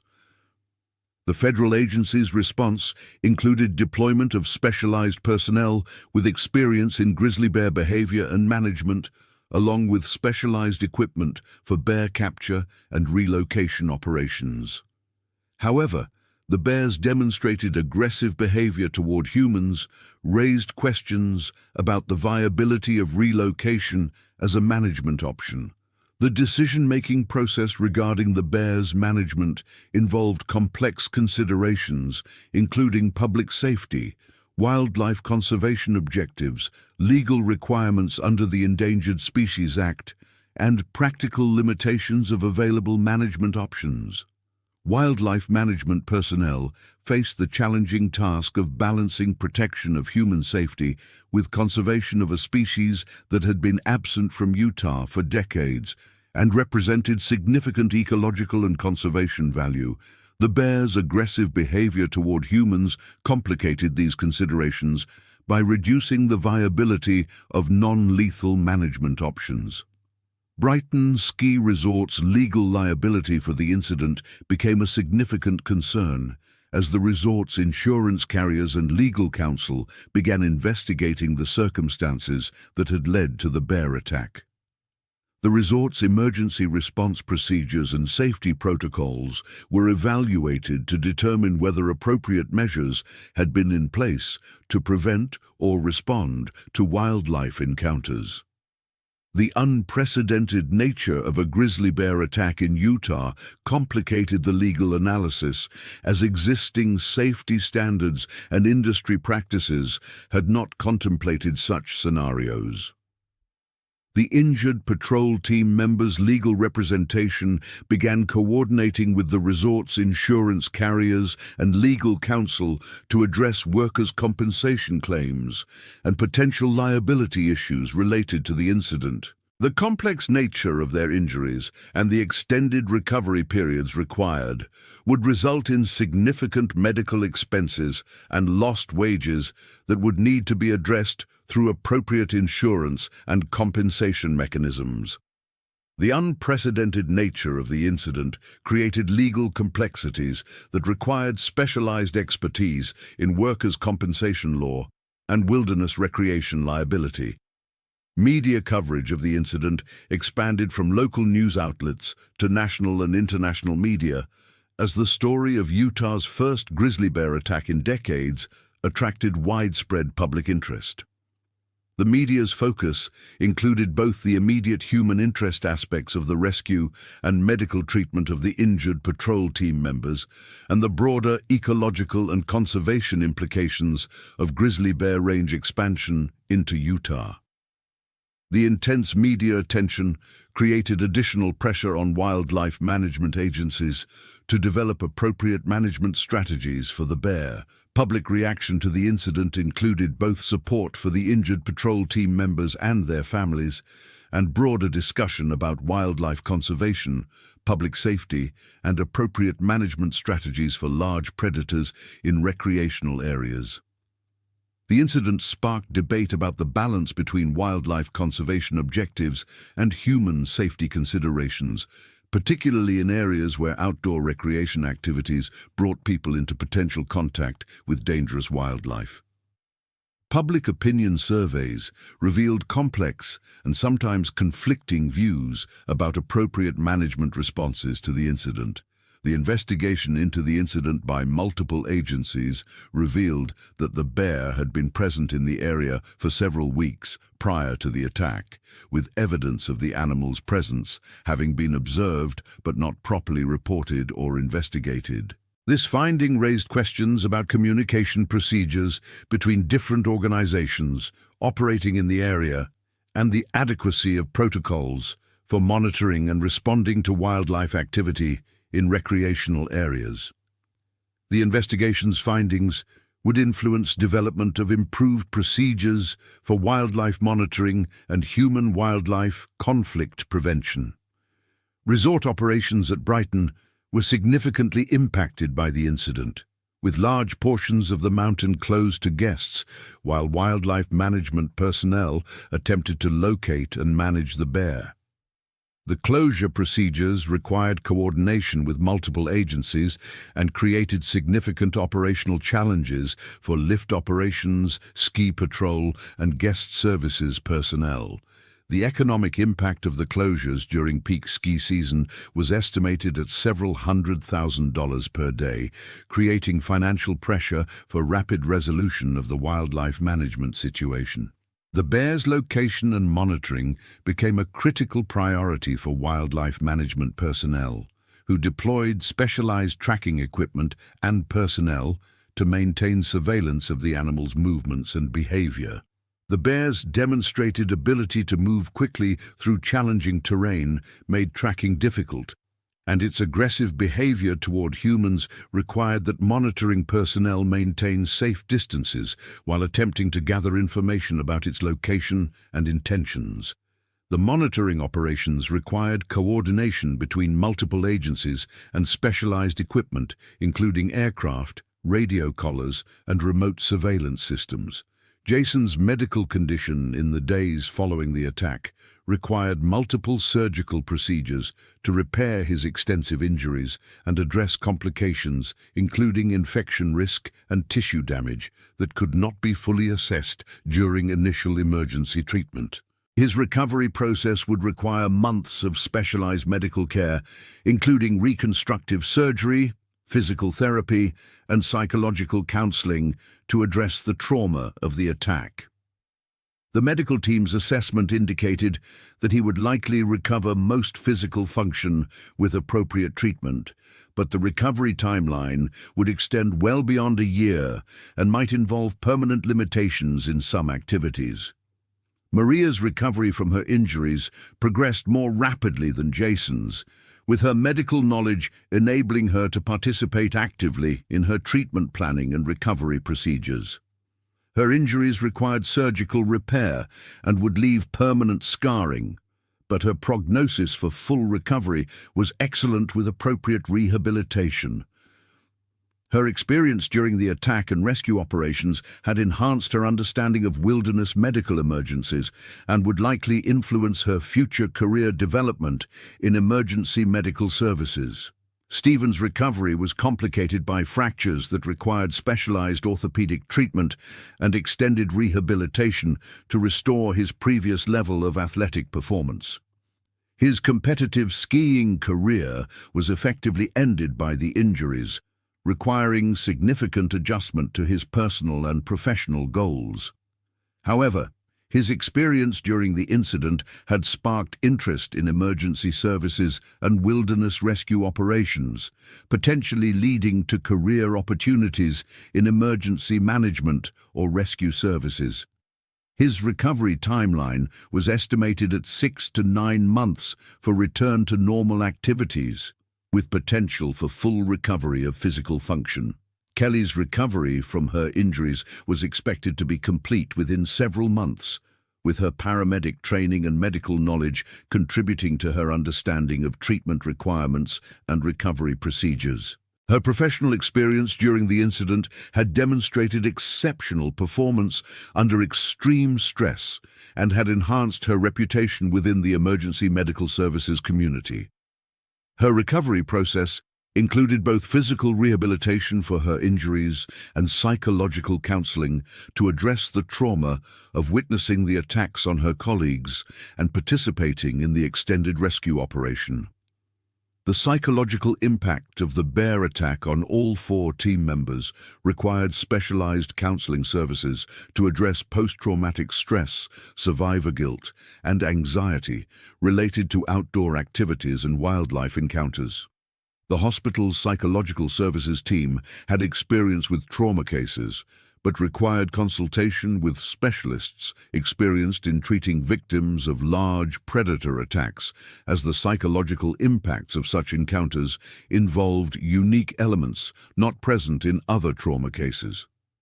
The psychological recovery process was expected to require extended counseling and might result in permanent changes in the team members' comfort levels with wilderness activities. The families of the injured patrol team members required support services to cope with the stress and trauma of their loved ones' life-threatening injuries and extended recovery processes. The hospital's social services team coordinated with community support organizations and the resort's employee assistance programs to provide appropriate resources for family members throughout the medical treatment and recovery period. The extended nature of the recovery processes created financial and emotional stress for families that required ongoing support and assistance.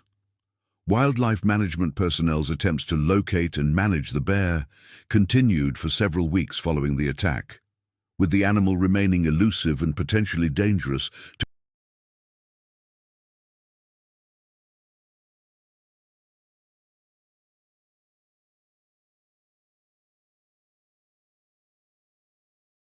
to anyone who might encounter it in the mountain areas around Brighton Ski Resort. The bear's demonstrated aggressive behavior toward humans had resulted in a decision to implement lethal control if the animal was located, as relocation was not considered viable given the level of threat it represented to public safety.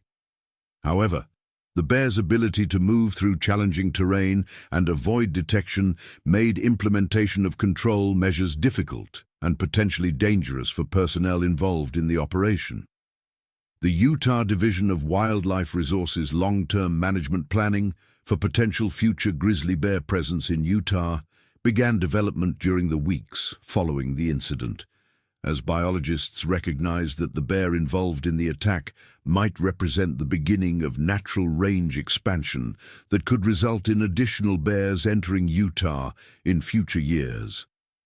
The management planning process required coordination with federal agencies, development of specialized expertise and equipment, and creation of protocols for monitoring and managing human-bear conflicts in areas where outdoor recreation activities brought people into potential contact with grizzly bears.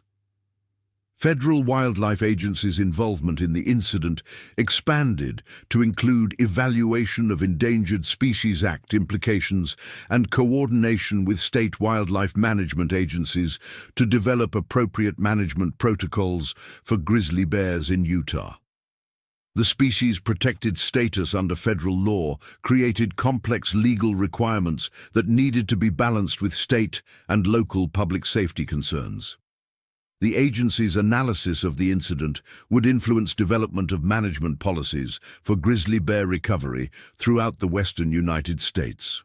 Brighton Ski Resort's operational changes implemented in response to the incident included enhanced wildlife monitoring procedures, improved communication protocols for reporting unusual wildlife activity, and development of emergency response procedures specifically addressing large predator encounters. The resort's management recognized that the incident had revealed significant gaps in their emergency preparedness and risk management procedures that needed to be addressed to prevent future incidents and ensure appropriate response capabilities.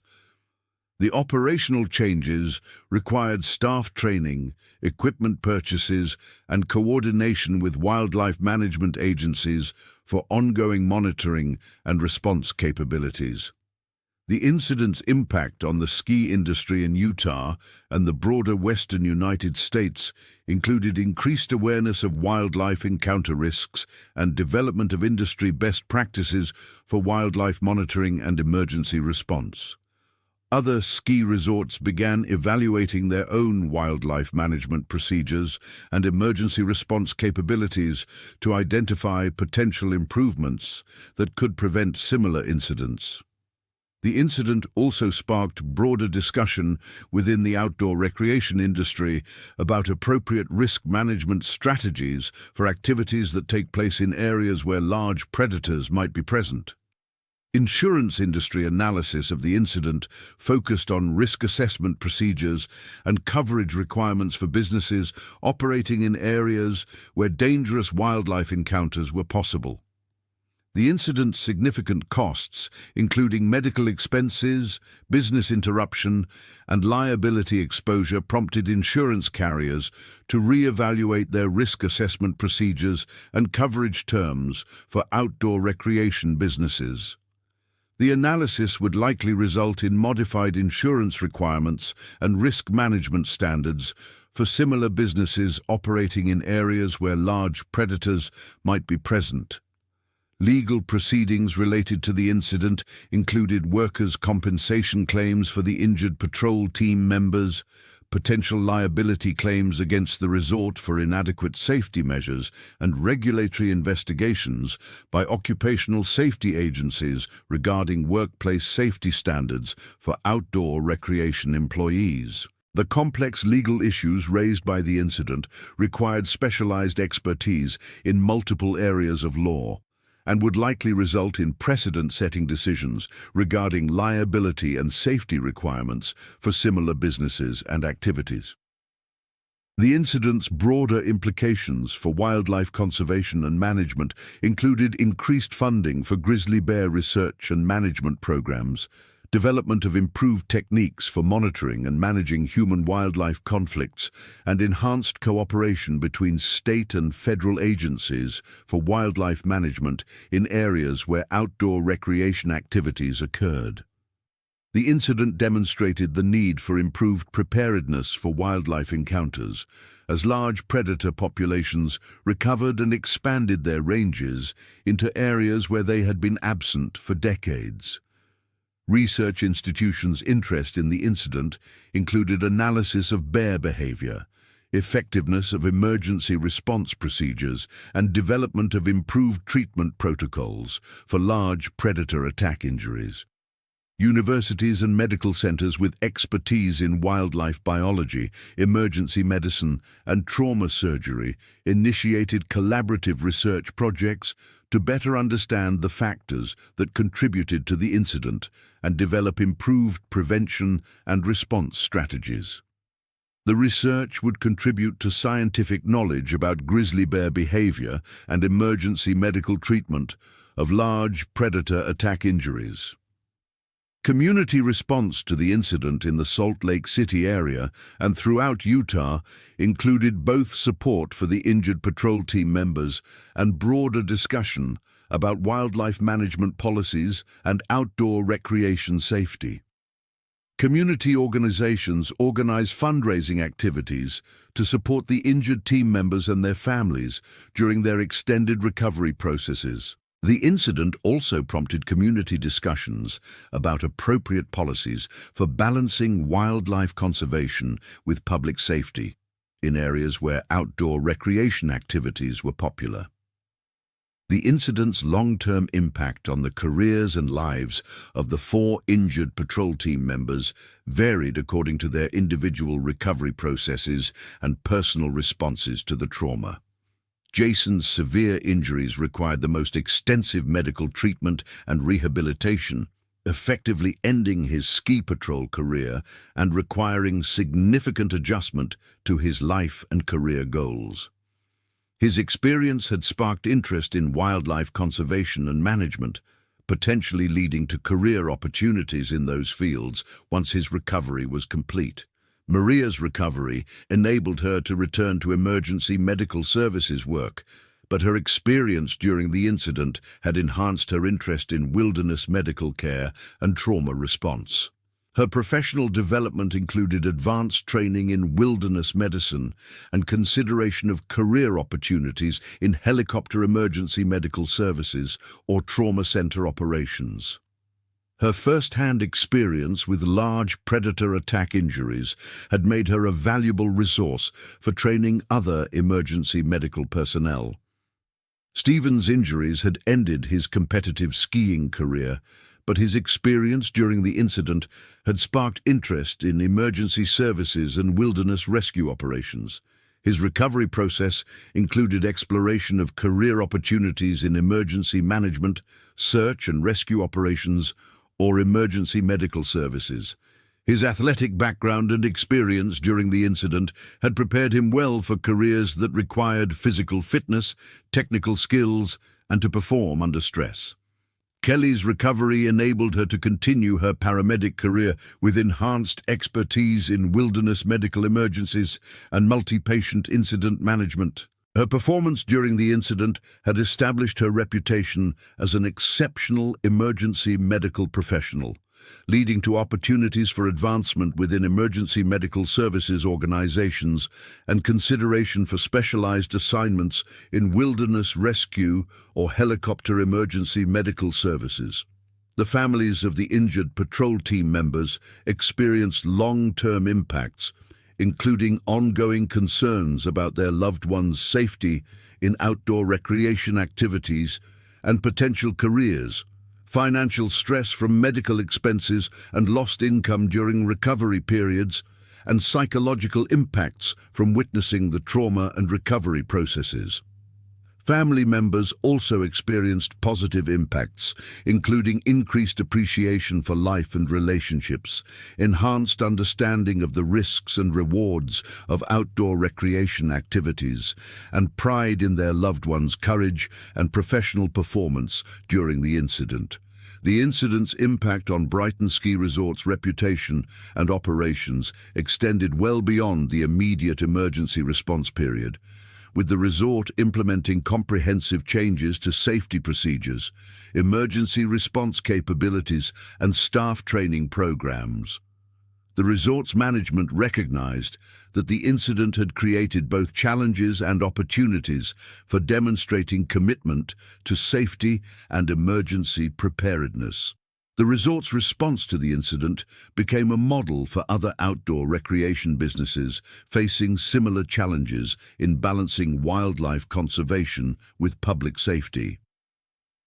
Wildlife Management Agency's analysis of the incident contributed to development of improved protocols for managing human-wildlife conflicts in outdoor recreation areas, including enhanced monitoring procedures, improved communication systems, and development of specialized equipment and training for personnel who might encounter dangerous wildlife during their work activities. The lessons learned from the incident influenced wildlife management policies and procedures throughout the western United States and other regions where large predator populations were recovering.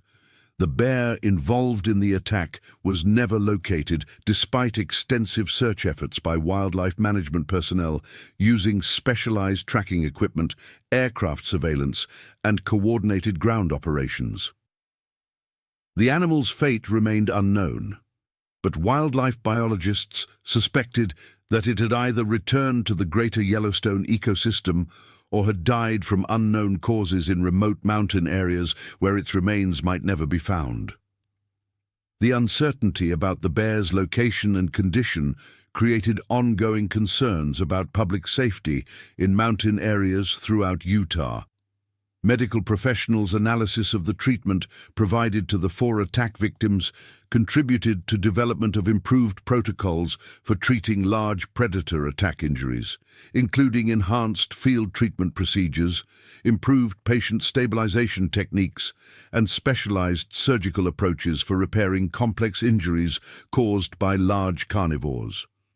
The medical team's experience with the incident became a valuable resource for training other medical professionals and developing treatment guidelines for similar emergencies.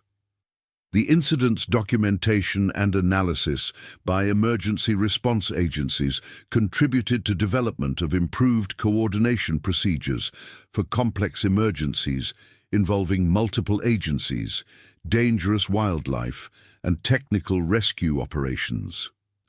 The lessons learned from the incident influenced emergency response planning and training programs throughout Utah and other states with similar geographic and recreational characteristics. The incident demonstrated the importance of interagency coordination and specialized expertise for managing complex emergencies in remote mountain areas. Research conducted in the months and years following the incident contributed to scientific understanding of grizzly bear behavior, human-wildlife conflict dynamics, and the ecological implications of large predator range expansion.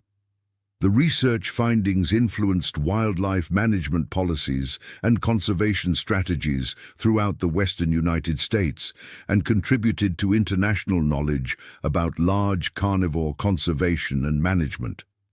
The incident represented a significant case study for researchers studying human-wildlife interactions and emergency response procedures.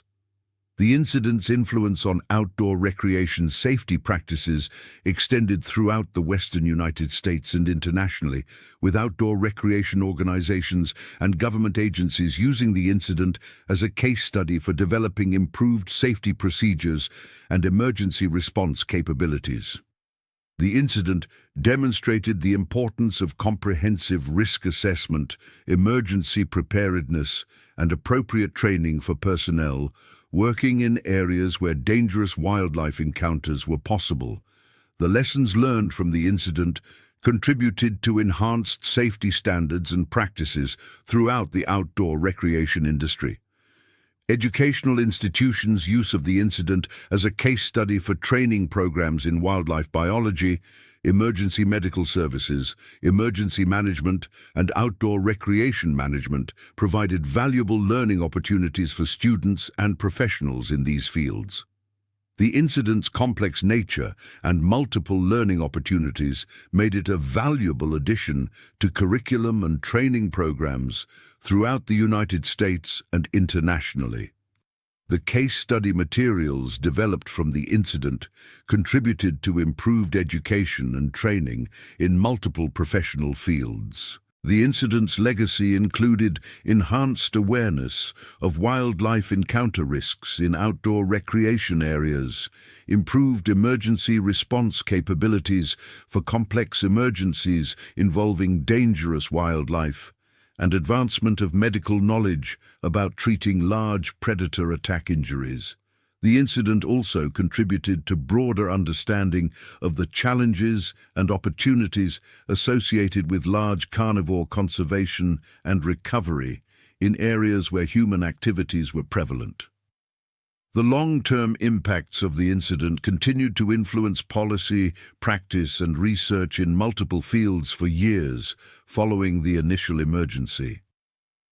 The 4 patrol team members' recovery processes continued for months and years following the incident, with each individual experiencing unique challenges and opportunities related to their physical healing, psychological recovery, and career development.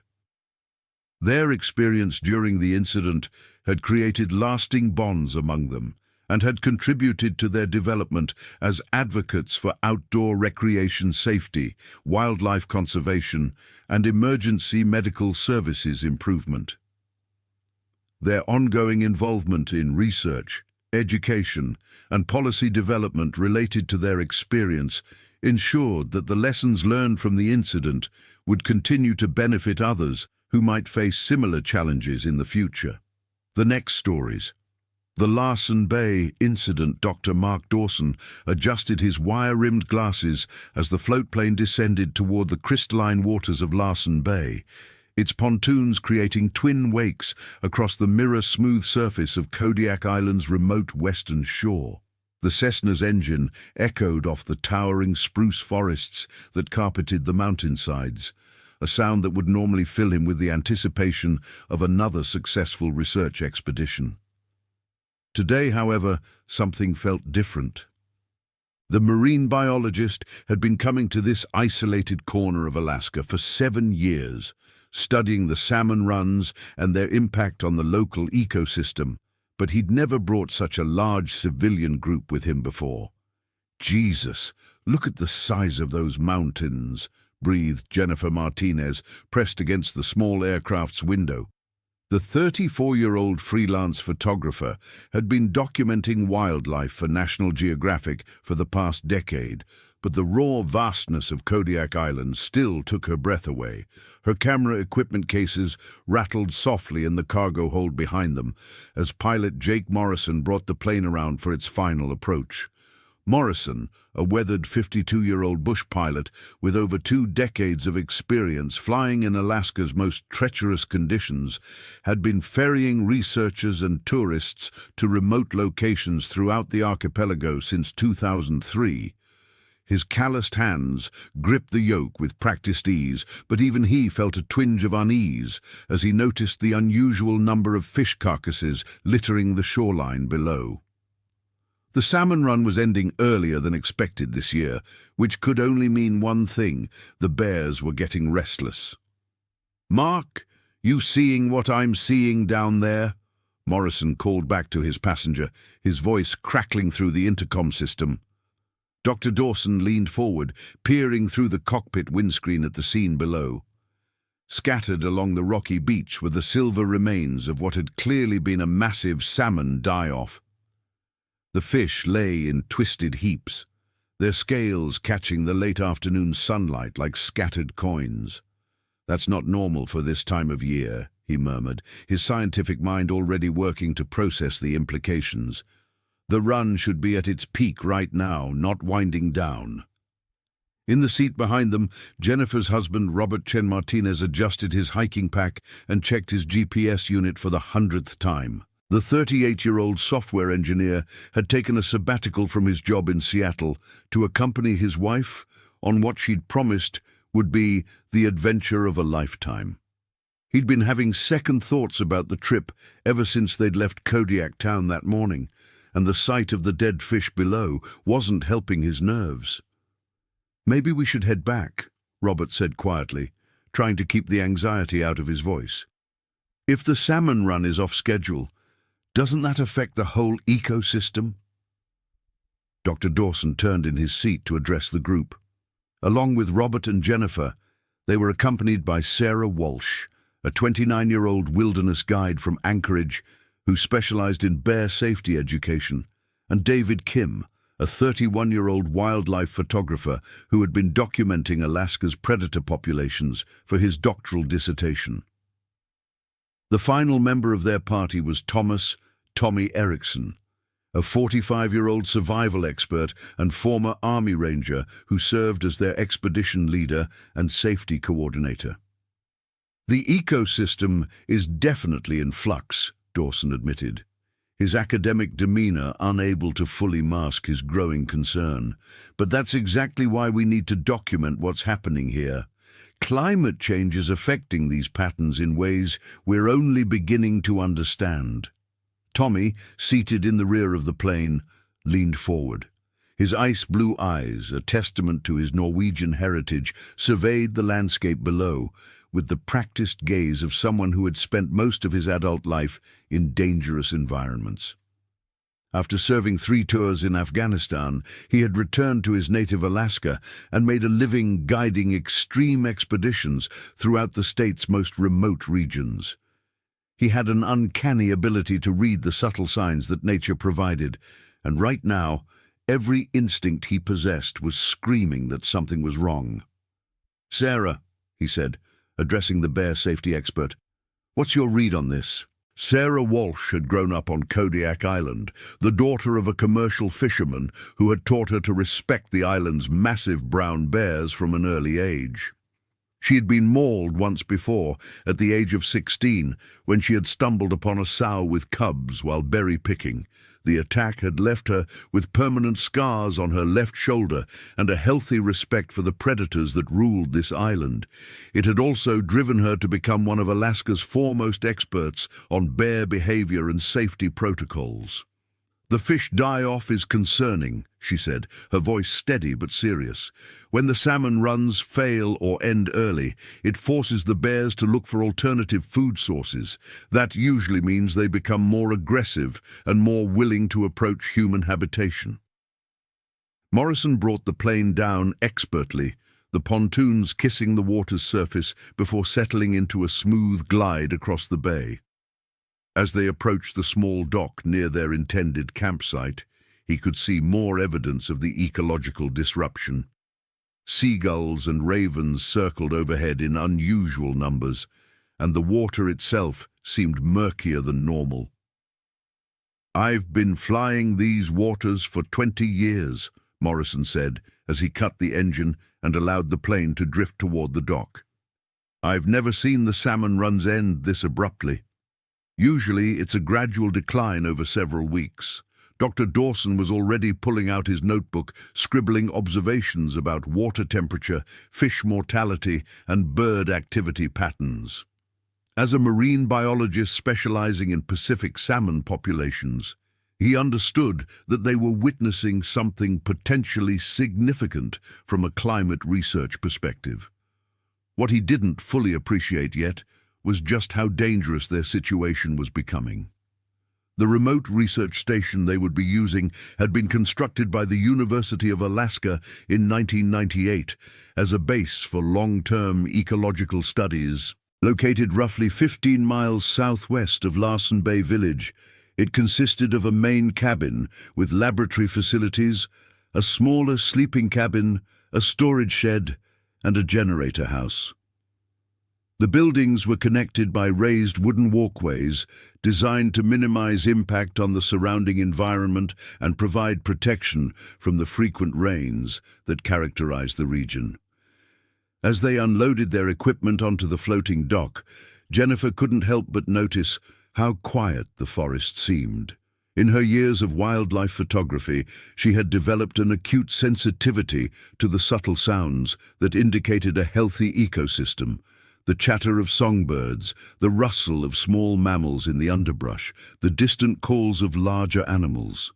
Here, however, there was an unnerving silence broken only by the lap of waves against the shore and the occasional cry of a raven.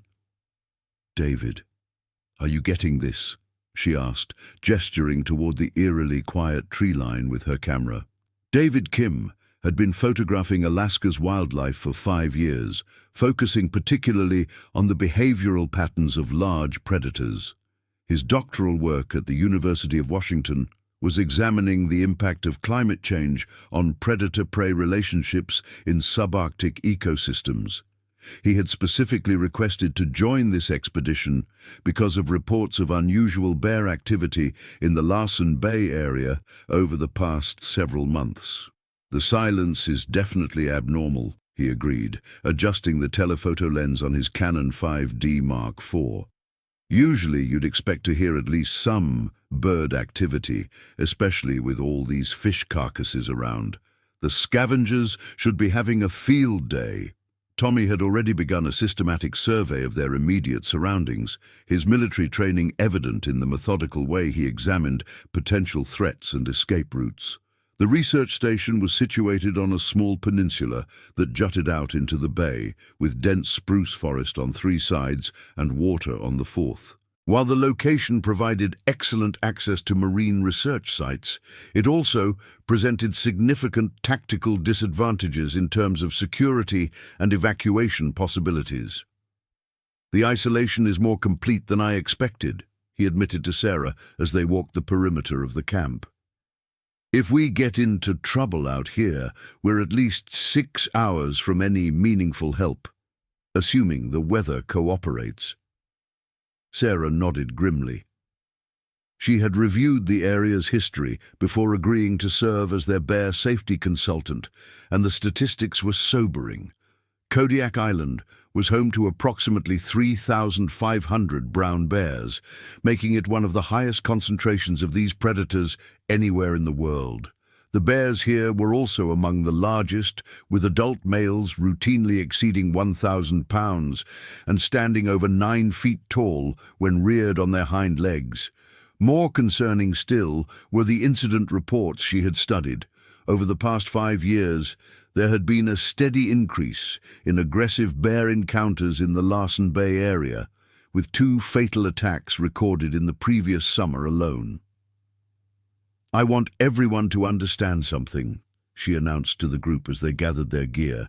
"These Kodiak browns are not like the black bears you might encounter in the lower 48. They are apex predators that view humans as either potential threats or potential food sources. The protocols we discussed in Anchorage aren't suggestions, they are life or death necessities." Robert Chen Martinez felt his stomach tighten as he listened to Sarah's briefing. As a software engineer, his daily challenges involved debugging code and managing server architectures, not avoiding becoming prey to massive carnivores. He had agreed to accompany Jennifer on this expedition, partly out of love, and partly out of a desire to push himself outside his comfort zone. Now, as he stood on this remote beach surrounded by evidence of ecological disruption, he wondered if he had pushed himself too far. "What exactly are the protocols?" he asked, trying to keep his voice steady. Sarah had conducted this briefing hundreds of times over the years, but it never got easier. She knew from experience that most people, especially those from urban environments, had no real comprehension of what it meant to share space with predators that could kill them without effort. "First and most important, we never separate," she began, her tone brooking no argument. "Bears are less likely to approach a large group than individuals. Second, all food preparation and storage follows strict guidelines. Everything edible goes in the bear-proof containers, and I mean everything. Toothpaste, soap, deodorant, anything with a scent. Third, we maintain constant situational awareness. That means paying attention to tracks, scat, claw marks, feeding signs, and any other indicators of bear activity."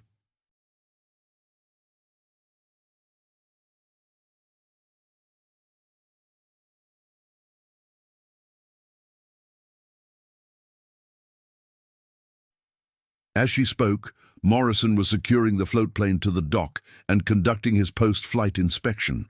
He would be staying with them for the first night before flying back to Kodiak Town, returning in exactly 1 week to pick them up. The timing had been carefully planned to coincide with what should have been peak salmon activity, but the evidence of the early die-off had him reconsidering the wisdom of leaving them alone out here. "Sarah, I've got to ask," he said, joining the group. "Given what we're seeing with the fish situation, maybe we should scrub this expedition and head back today. I've got enough fuel to get us to town, and we could reschedule for next month when things might have settled down." Dr. Dawson looked up from his equipment, clearly torn between scientific curiosity and practical caution. The salmon die-off was exactly the kind of event that could provide crucial data about the ecosystem's response to climate change. At the same time, he was responsible for the safety of the 5 civilians who had entrusted him with their lives. "Let's give it 24 hours, he suggested. "We can set up base camp, conduct some preliminary observations, and reassess tomorrow morning. If we don't like what we see, Jake can fly us out then." Tommy was examining the tree line with his binoculars, paying particular attention to a series of game trails that led down to the water's edge. His experience in combat zones had taught him to trust his instincts, and right now, those instincts were telling him that they were being watched. He couldn't see anything specific, but there was a quality to the silence that reminded him of the moments before contact with enemy forces. "Jake, what time is sunset?" he asked. "About 9:30, Morrison replied, checking his watch. "We've got maybe 5 hours of good light left." "Then we need to get camp established now," Tommy decided. "Sarah, I want you to walk me through the bear deterrent systems while the others get the sleeping arrangements sorted out." The research station's main cabin was a solid log structure measuring approximately 30 feet by 20 feet, with large windows facing the bay and smaller ones on the forest side. The interior was divided into a common area with a stone fireplace, a kitchen area with propane appliances, a small laboratory space for Dr. Dawson's equipment, and a bathroom with a composting toilet and shower. The building was raised on concrete pilings to protect it from flooding and to allow air circulation underneath. As Jennifer and Robert explored the cabin, they found evidence of previous occupants. Scientific equipment left behind by other research teams, a logbook detailing various studies conducted over the years, and a collection of field guides and maps. What caught Jennifer's attention, however, were the photographs pinned to a bulletin board near the kitchen area. They showed various wildlife species documented by previous expeditions, including several images of massive brown bears. "Jesus, look at the size of this one," she breathed, pointing to a photograph of a bear that appeared to dwarf the two researchers standing near it. Robert leaned in to examine the photo more closely. The bear in question was standing on its hind legs next to a measurement pole, and according to the notation on the back of the photograph, it stood 11 feet 2 inches tall and weighed an estimated 1,400 pounds. The date stamp showed it had been taken just 3 months earlier, less than a mile from their current location. "That has to be an optical illusion," Robert said, though his voice lacked conviction. "Bears don't really get that big, do they?" David Kim overheard the conversation and joined them at the bulletin board. As a wildlife photographer, he had encountered his share of large predators, but even he was impressed by the size of the animal in the photograph. "Actually, Kodiak browns can get significantly larger than most people realize," he explained. "The largest one on record weighed over 1,600 pounds and stood 12 feet tall. The abundant salmon runs here allow them to reach sizes that would be impossible in other environments." Jennifer was already mentally composing the shots she wanted to capture during their stay. The opportunity to photograph these magnificent predators in their natural habitat was a once-in-a-lifetime chance, and she was determined to make the most of it.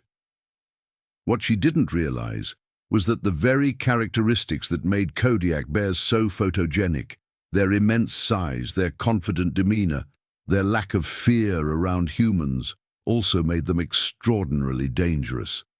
Outside, Tommy and Sarah were conducting a thorough inspection of the camp's bear deterrent systems. The research station was equipped with electric fencing around the generator and food storage areas, motion-activated lights, and an air horn system designed to scare away curious bears. There were also several bear spray canisters mounted in strategic locations around the camp. "The electric fence looks functional," Sarah observed, testing the voltage with a digital meter, "but it's only around the high-priority areas." "The sleeping cabin doesn't have any protection," Tommy nodded grimly. The sleeping cabin was located about 50 yards from the main building, connected by a raised wooden walkway, but otherwise isolated. It contained 4 bunk beds and basic furniture, but no independent power source and no bear deterrent systems. "That's a significant vulnerability," he agreed. "If something happens in the middle of the night, we could be trapped in there with no way to call for help and no defensive measures." As they conducted their inspection, Sarah noticed something that made her stomach drop. Along the edge of the forest, perhaps 30 yards from the main cabin, was a large Douglas fir tree with distinctive claw marks carved deep into its bark. The marks were fresh, no more than a few days old, and they extended nearly 10 feet up the trunk. "Tommy, you need to see this," she called quietly, not wanting to alarm the others. Tommy examined the claw marks with growing concern. In his years of wilderness experience, he had seen plenty of bear sign, but these marks were different. They were deeper and more extensive than typical territorial markings, suggesting an animal of exceptional size and strength. More disturbing still, they appeared to have been made deliberately, almost as if the bear was sending a message. "How big would a bear have to be to make marks like these?" he asked. Sarah pulled out her measuring tape and documented the claw marks, her movements precise despite her growing anxiety. "Based on the height and spacing, I'd estimate this animal is at least 9 feet tall at the shoulder when on all fours. That would put it at over 12 feet when standing upright, probably weighing well over 1,200 pounds. As they worked, neither of them noticed the pair of dark eyes watching them from the shadows of the forest. or heard the soft footfalls of the massive predator that had been observing the human intruders since their plane had first appeared over the bay. Dr. Dawson was setting up his research equipment in the laboratory area of the main cabin when Morrison approached him with a serious expression. The pilot had been conducting his own informal survey of the area, and what he had found was deeply troubling. "Mark, we need to talk," Morrison said quietly. "I took a walk down to the south end of the peninsula while you folks were getting settled, and I found something you need to know about." He led Dr. Dawson outside and down a narrow trail that wound through the dense spruce forest toward the rocky southern point of the peninsula. The trees here were massive, some over 200 years old, their thick trunks creating a twilight gloom, even in the middle of the afternoon. About 300 yards from the camp, Morrison stopped and pointed to a small clearing ahead. "Tell me what you see," he said. Dr. Dawson stepped into the clearing and immediately understood Morrison's concern. The area had clearly been the site of recent bear activity, massive, but the signs were unlike anything he had encountered in his years of field research. The ground was torn up as if by some tremendous struggle, with deep gouges in the earth and several small trees completely uprooted. Scattered throughout the clearing were the remains of what appeared to be multiple large salmon, but they had been shredded and partially buried in a pattern that suggested caching behavior. "This looks like a bear food cache," Dr. Dawson said slowly, his scientific training warring with a growing sense of unease. "But the scale is enormous. I've never seen caching behavior on this level." Morrison nodded grimly. "That's not the worst of it. Look over there." Near the far edge of the clearing, partially hidden beneath a pile of branches and forest debris, were the unmistakable remains of what had once been a large animal. Dr. Dawson approached cautiously, his scientific curiosity overcoming his instinctive fear. As he brushed away some of the covering material, he revealed portions of what appeared to be an adult deer, though it had been so thoroughly dismembered that positive identification was difficult. "Jesus," he breathed. "What could do this to a full-grown deer?" "That's not a deer," Morrison said quietly. "Look at the bone structure." Dr. Dawson examined the remains more carefully, and as his understanding of what he was seeing dawned on him, he felt his blood run cold. The bone density and joint articulation were wrong for a deer. The proportions were different. What he was looking at were the remains of what had once been a human being. "We need to get everyone off this island immediately," Morrison said, his voice tight with controlled fear. "Whatever killed this person is still out there, and it's big enough and confident enough to cache human remains like any other prey animal." Dr. Dawson stood slowly, his mind racing through the implications of their discovery. As a scientist, he understood the importance of preserving the evidence and conducting a proper investigation. As a human being responsible for the safety of 5 other people, he knew they needed to evacuate immediately. "How quickly can you get the plane ready?" he asked. 20 minutes, if we leave everything behind," Morrison replied. "But Mark, we need to tell the others what we found. They have a right to know what they're dealing with." As they made their way back toward the camp, neither man noticed the massive dark shape that detached itself from the shadows and began following them at a distance. The predator moved with surprising grace, for something so large, its massive paws making virtually no sound on the forest floor. It had been observing these new arrivals since they had first entered its territory, and it was beginning to make decisions about how to deal with them. Back at the main cabin, the rest of the group was settling into their temporary home with varying degrees of comfort. Jennifer had claimed a corner of the common area for her photography equipment and was busy organizing her lenses and camera bodies. David had set up his laptop and was downloading the images he had captured during their flight in, including several shots of the unusual fish die-off that had greeted their arrival. Robert was studying topographical maps of the surrounding area, trying to familiarize himself with the terrain in case of emergency.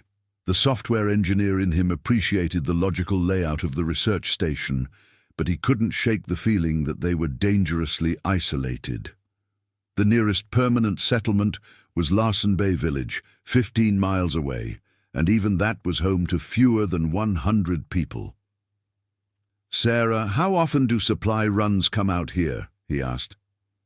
"During the research season, maybe once every 2 weeks," she replied, checking the battery levels on their emergency communications equipment. But with the weather in this area, there's no guarantee that schedule gets maintained. Sometimes teams get stuck out here for a month or more. The mention of extended isolation did nothing to improve Robert's peace of mind. He had reluctantly agreed to this expedition, partly because Jennifer had assured him it would be perfectly safe, and partly because he had wanted to prove to himself that he could handle adventure outside his normal comfort zone. Now, as the reality of their situation began to sink in, he wondered if he had made a serious mistake. Tommy had completed his security assessment of the camp and was not pleased with what he had found. In addition to the concerning bear sign he and Sarah had discovered, he had identified several other potential vulnerabilities. The camp's communications equipment consisted of a single satellite phone with limited battery life and a VHF radio with a range of perhaps 20 miles under ideal conditions. The emergency medical supplies were basic at best, and while there were bear spray canisters available, they had no firearms or other serious defensive weapons. "If we run into serious trouble out here, our options are going to be very limited," he explained to Sarah as they conducted a final check of the perimeter. "The evacuation plan basically consists of getting to the dock and hoping Jake can get airborne quickly enough." Sarah had been having similar thoughts. Her experience with bear attacks had taught her that when things went wrong in bear country, they went wrong very quickly. The victim often had no warning and no time to implement emergency protocols. The fact that they had found fresh sign of an unusually large bear so close to their camp was extremely concerning.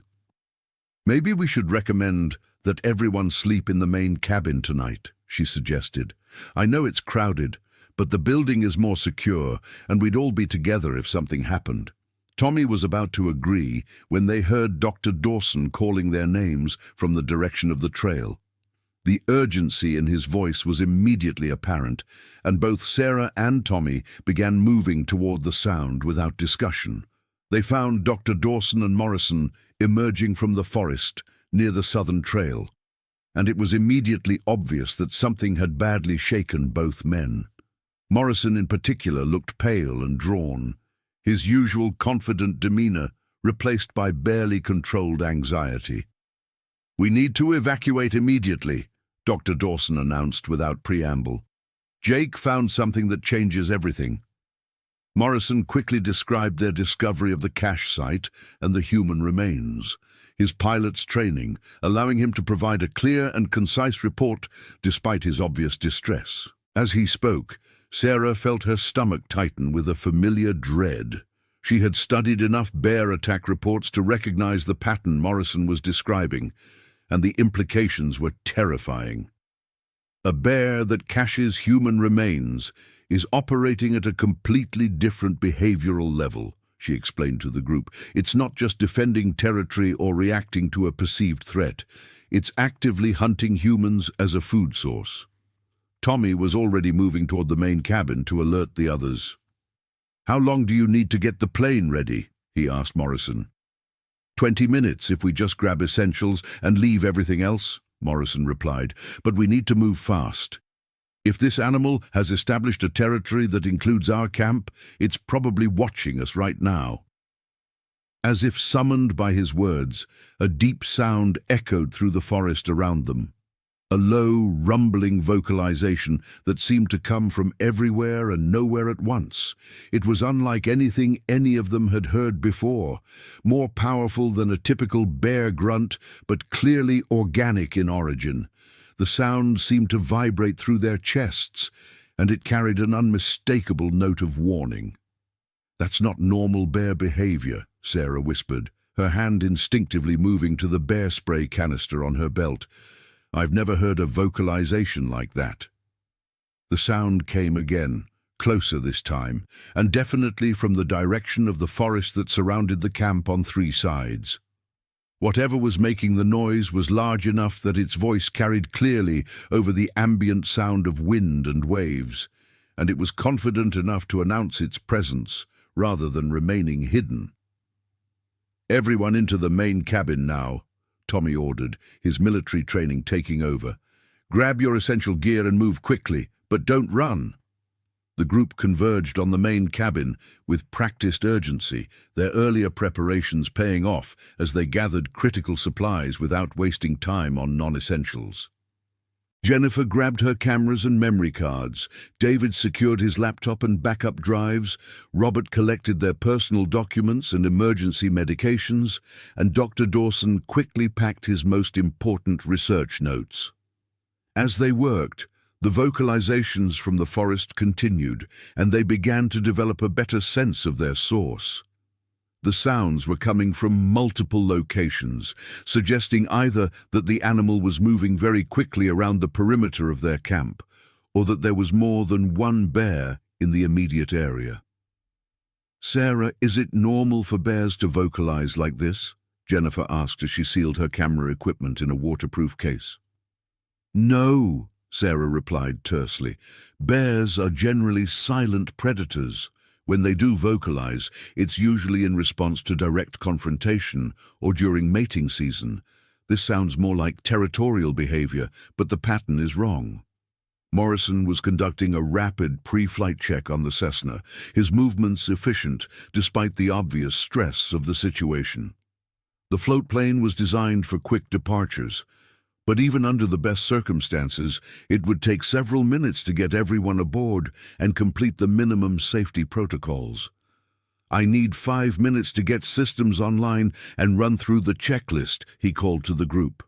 "After that, we can be wheels up in under 3 minutes.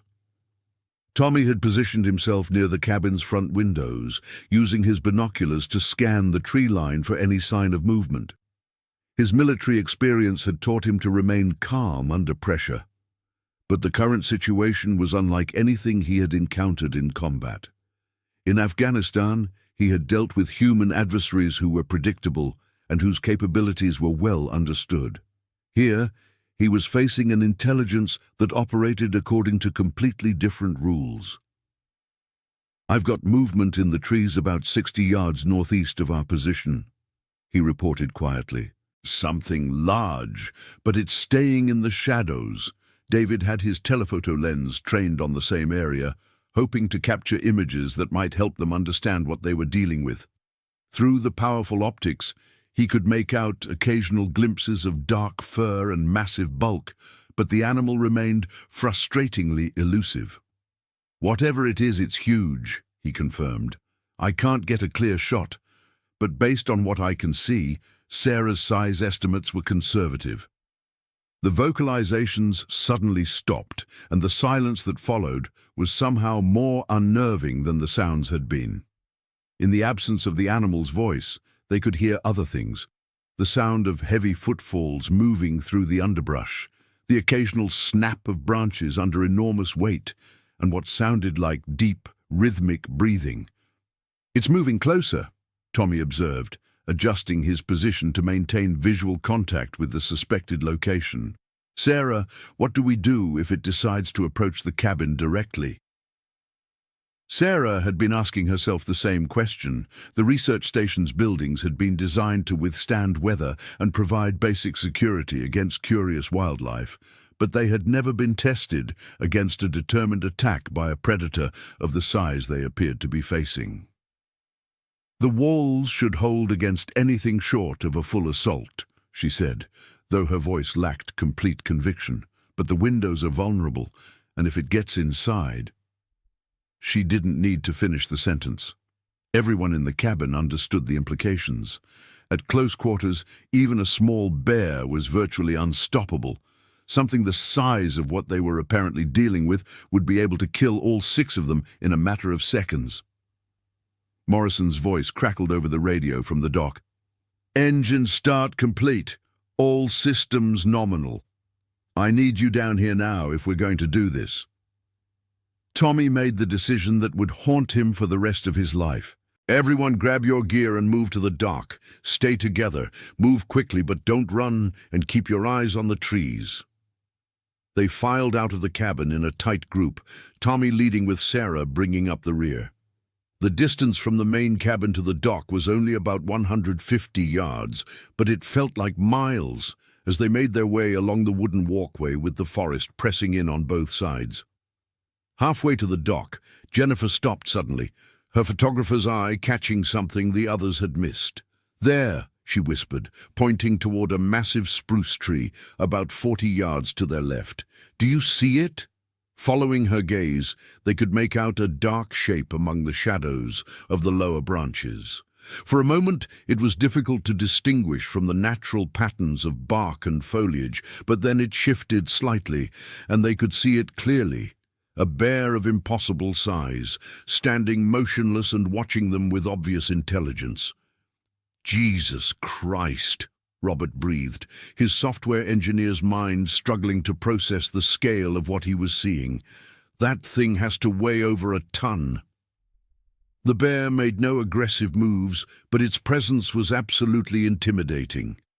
Even at a distance, its massive head and powerful shoulders were clearly visible, and its dark eyes seemed to track their movement with predatory focus.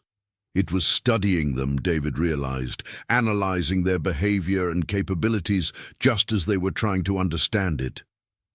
"Keep moving," Tommy ordered, though his voice was tight with controlled fear.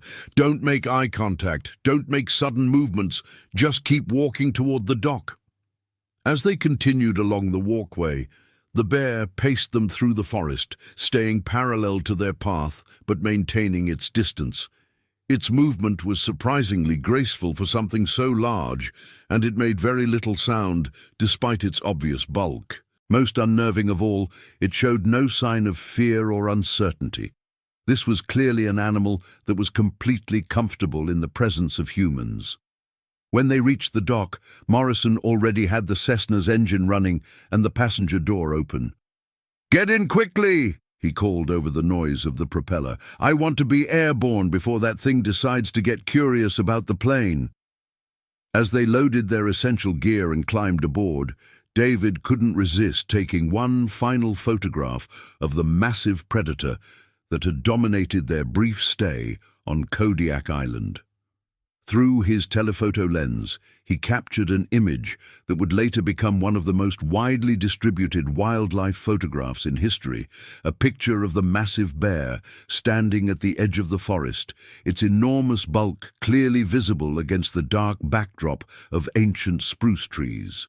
The bear made no attempt to approach the dock or interfere with their departure, but it watched them intently as Morrison completed his pre-flight checks and began taxiing away from shore. Only when the float plane had gained significant distance did the animal finally turn and disappear back into the forest, moving with the same eerily silent grace they had observed earlier.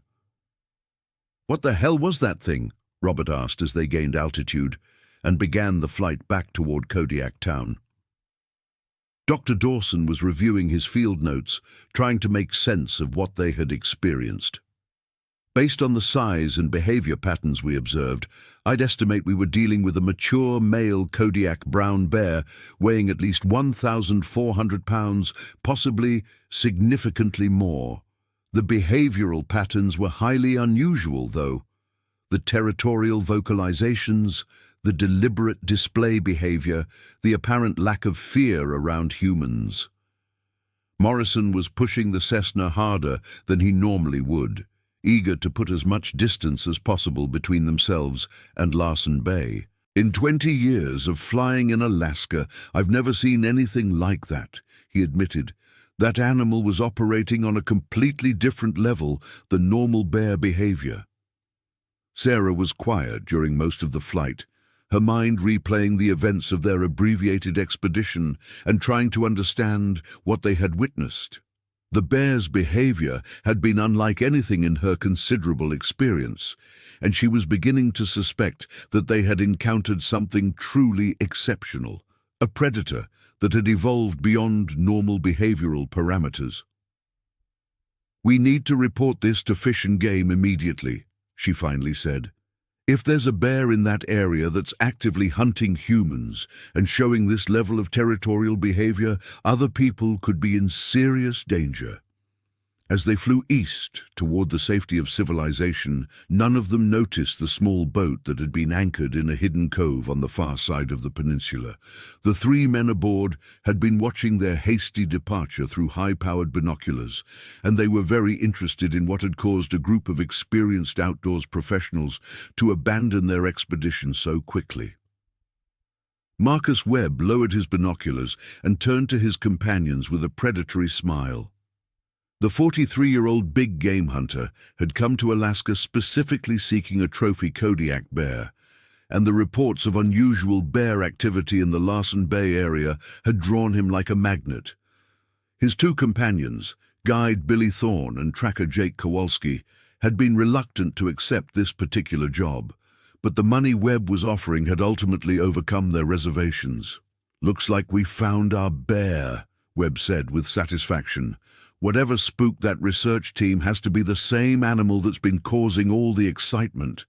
Thorne, a local guide with 15 years of experience on Kodiak Island, was less enthusiastic.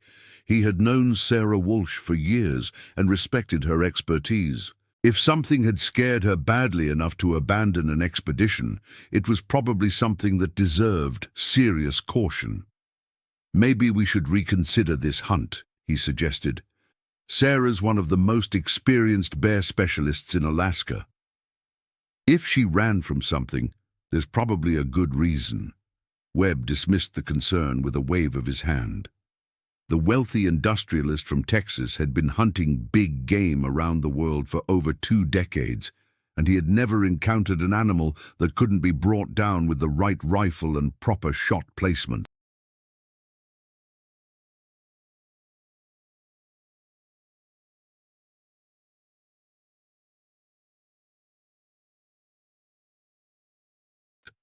His custom point .458 Winchester Magnum had accounted for elephants in Africa, brown bears in Russia, and water buffalo in Australia.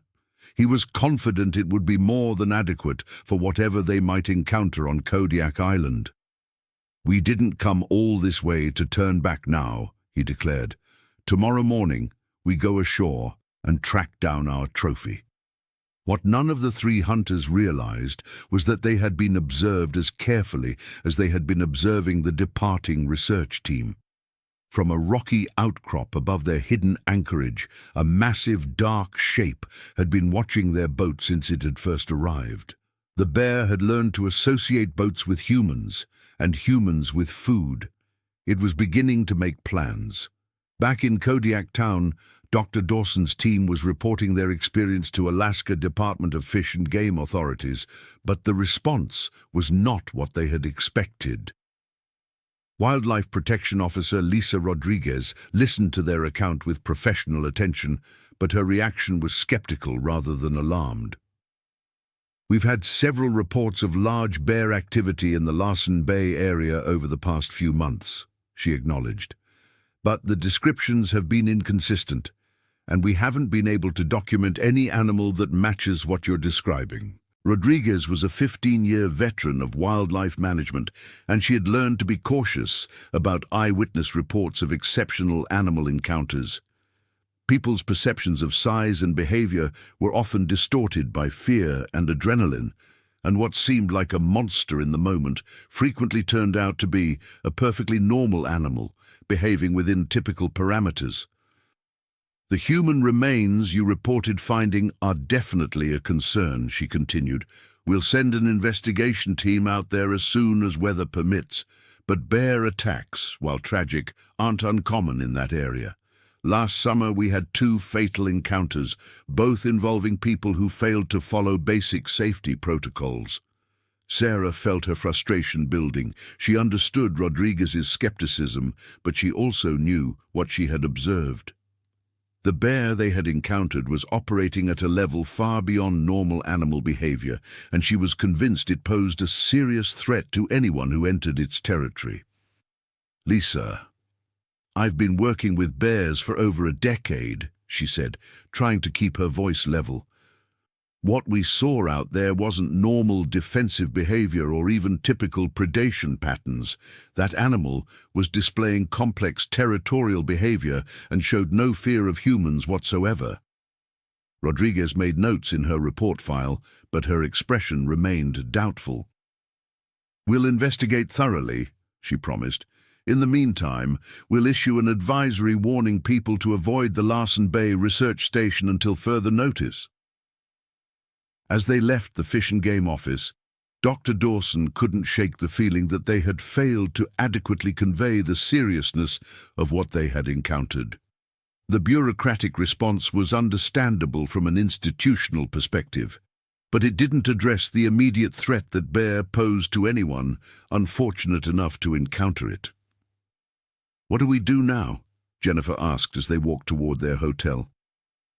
"We wait," Dr. Dawson replied grimly, "and we hope that nobody else decides to visit that area until Fish and Game can properly assess the situation." Unfortunately, Marcus Webb and his hunting party were already making their final preparations for what they believed would be the trophy hunt of a lifetime. As the sun set over Kodiak Island, they reviewed their maps and planned their approach to the research station, completely unaware that they were walking into a confrontation with a predator unlike anything they had ever imagined. The massive bear that had dominated their abbreviated expedition had returned to its territory and was conducting its own preparations. It had learned much from observing the human intruders, and it was adapting its hunting strategies accordingly. The next group of humans to enter its domain would find themselves facing an adversary that was not only physically superior, but also tactically sophisticated in ways that defied conventional understanding of animal behavior. As night fell over the remote wilderness of Kodiak Island, two apex predators, one human, one ursine, were preparing for a confrontation that would test the limits of survival, intelligence, and primal terror. Neither side fully understood what they were about to face, but only one would survive the encounter that was now inevitable. The Larsen Bay research station sat empty under the starlight, its windows dark and its walkways silent. But in the forest around it, something massive moved through the shadows with purpose and intelligence, marking territory and preparing for the next phase of a deadly game that was only beginning. Dawn came to Kodiak Island with the ethereal beauty that characterized the region during its brief summer season. The morning mist rose from Larsen Bay's calm waters, creating ghostly columns of vapor that drifted through the ancient spruce forest. The scene was picture-perfect, a pristine wilderness unmarked by human presence. It was also the setting for what would become one of the most documented and analyzed predator encounters in modern history. Marcus Webb stood at the bow of his chartered boat, the 45-foot fishing vessel Northern Star, as it approached the same dock that Dr. Dawson's team had hastily departed just 18 hours earlier. The wealthy hunter was dressed in expensive outdoor gear and carried his prized rifle with the confidence of someone who had never encountered a challenge he couldn't overcome through superior firepower and determination. "There's the research station," Guide Billy Thorne announced, pointing toward the cluster of buildings visible through the morning haze. "Looks like nobody's home." Thorne was a compact, weathered man in his early 40s who had been guiding hunters and fishermen around Kodiak Island since his early 20s. He had grown up in Larsen Bay Village and knew these waters and forests as well as anyone alive. Despite his extensive experience, he felt an unusual sense of unease as they approached the abandoned research station. "The place looks different somehow," he murmured to tracker Jake Kowalski. "Can't put my finger on it, but something's changed since the last time I was here." Kowalski nodded silently. The 38-year-old Alaska native had been tracking animals throughout the state for most of his adult life, and he had developed an almost supernatural to read the subtle signs that indicated predator activity. As they approached the dock, he could see evidence of recent bear presence: disturbed vegetation, claw marks on trees, and what looked like deliberately created scent markings along the shoreline. "Big Bear's been here recently," he observed quietly. "Very recent, maybe within the last few hours." Webb overheard the comment and felt a surge of excitement rather than concern. He'd spent considerable time and money organizing this hunt, and the prospect of encountering an exceptionally large specimen was exactly what he had been hoping for. "How big are we talking?" he asked, checking the action on his rifle for the third time that morning. Kowalski studied the sign more carefully as they tied up to the dock. The tracks he could see in the soft mud near the water's edge were unlike anything he'd encountered in 15 years of tracking Alaskan wildlife. The paw prints were enormous, nearly 12 inches long and proportionally wide, with claw marks that extended well beyond the toe impressions. "Biggest I've ever seen," he admitted. "Maybe 1,500 pounds, possibly more. But Marcus, there's something else you need to understand. The pattern of these tracks, the way they're distributed around the camp. This bear isn't just passing through. It's been systematically patrolling this area."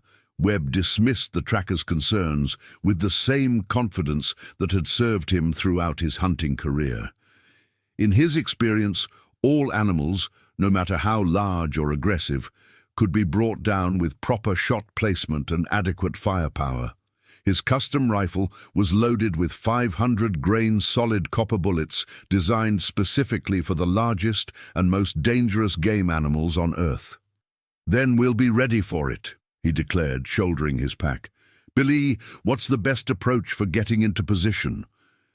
Thorne was studying the research station buildings, noting details that reinforced his growing sense of unease. The structures showed obvious signs of hasty abandonment: doors left slightly ajar, equipment scattered on the porches, personal belongings visible through windows. More concerning were the claw marks he could see on several of the buildings, gouges in the wood that indicated an animal of extraordinary size and strength. "We should set up in the main cabin," he suggested reluctantly. "It's got good sight lines and solid walls." "If this bear is as big as the sign indicates, we're going to want some protection." As they made their way from the dock toward the research station, none of the three men noticed the dark eyes watching them from the forest canopy above. The massive bear had learned to use the enormous spruce trees as observation posts, climbing to heights that would have been impossible for a smaller animal. From its elevated position, it had a clear view of the entire camp and could track the movements of the human intruders without revealing its own location. The bear had been expecting their arrival.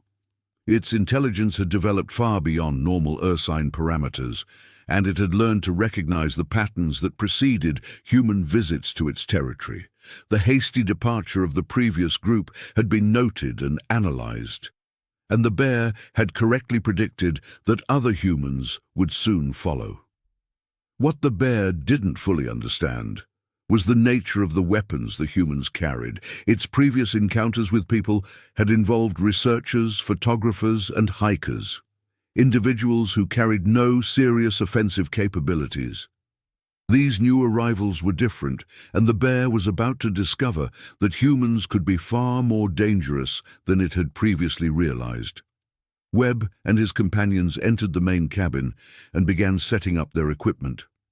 The hunter's plan was straightforward: use the building as a base of operations while systematically searching the surrounding forest for sign of their quarry. His tracking experience in Africa and Asia had taught him that most large predators followed predictable patterns, and he was confident that the bear would eventually present him with a clear shot. "Jake, what's your assessment of the tracking conditions?" he asked as they arranged their gear.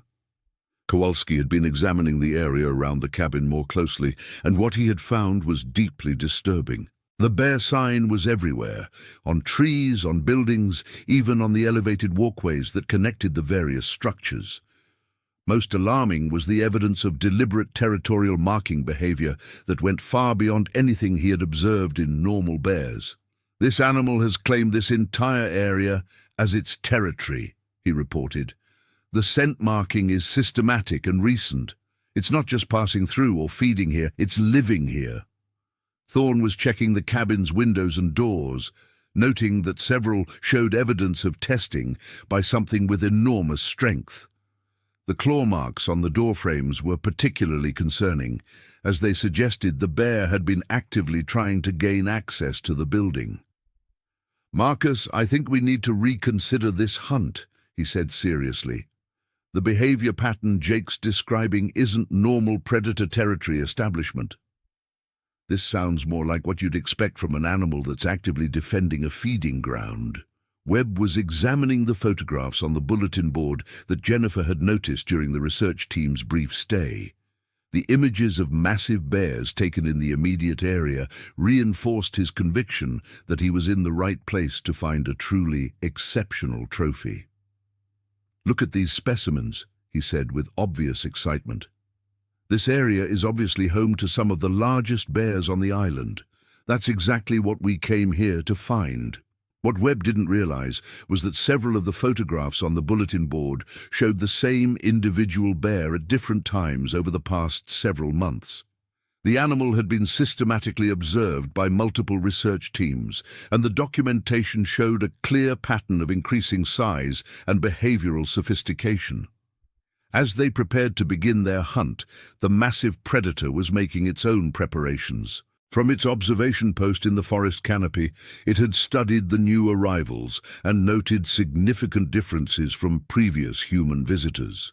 These intruders carried different equipment, moved with different body language, and exhibited behavioral patterns that suggested hostile intent. The bear began implementing a strategy it had developed through years of observing human behavior. Rather than confronting the intruders directly, it would use the forest environment to control their movements and gradually separate them from their defensive positions. Its first step was to eliminate their means of escape. While Webb and his companions planned their hunting strategy inside the cabin, the bear descended from its tree and began moving toward the dock with surprising stealth for something so large. Its massive paws made virtually no sound on the forest floor, and it used the dense undergrowth to mask its approach to the water's edge. The Northern Star sat at anchor, its crew of 2 local fishermen unaware that they were being stalked by a predator that had learned to associate boats with human activity. The bear had observed enough maritime traffic to understand that the vessel represented the hunter's primary means of escape from the island. Captain Roy Martinez was cleaning fish in the boat's stern when he noticed movement on the shoreline. At first, he assumed it was one of the hunters returning to the boat for additional equipment. When he looked more carefully, however, he realized he was looking at something far more dangerous. "Holy Jesus," he breathed, reaching for the radio to alert his partner Doug Peterson, who was below deck checking the engine.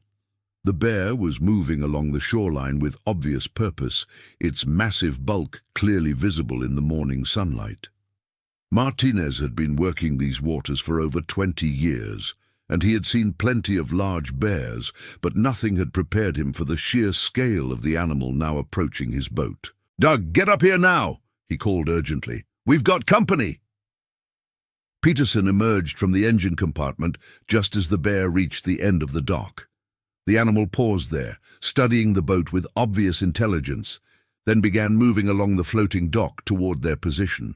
With each step, the wooden structure groaned under the enormous weight. "Start the engine," Martinez ordered, his voice tight with controlled fear.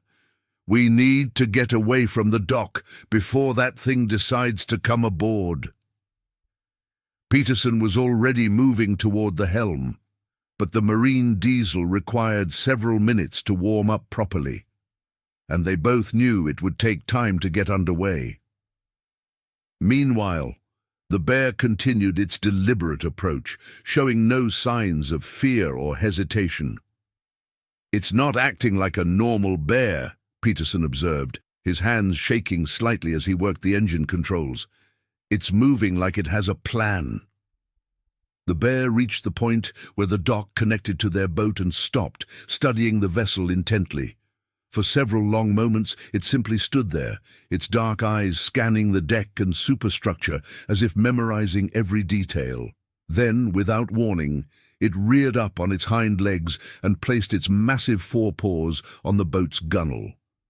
The Northern Star was a substantial vessel, displacing over 15 tons, but the bear's weight caused it to heel significantly to starboard.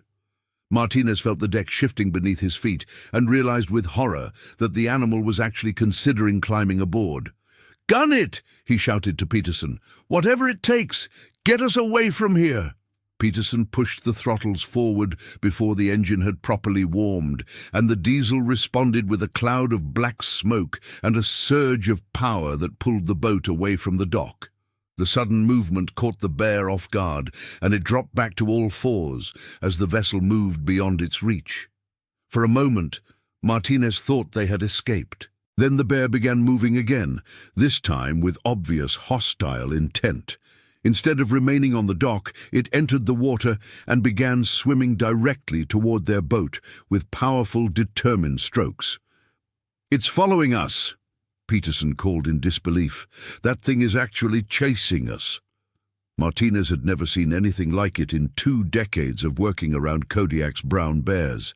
The animal was swimming with remarkable speed and endurance, its massive head clearly visible above the water as it pursued their boat.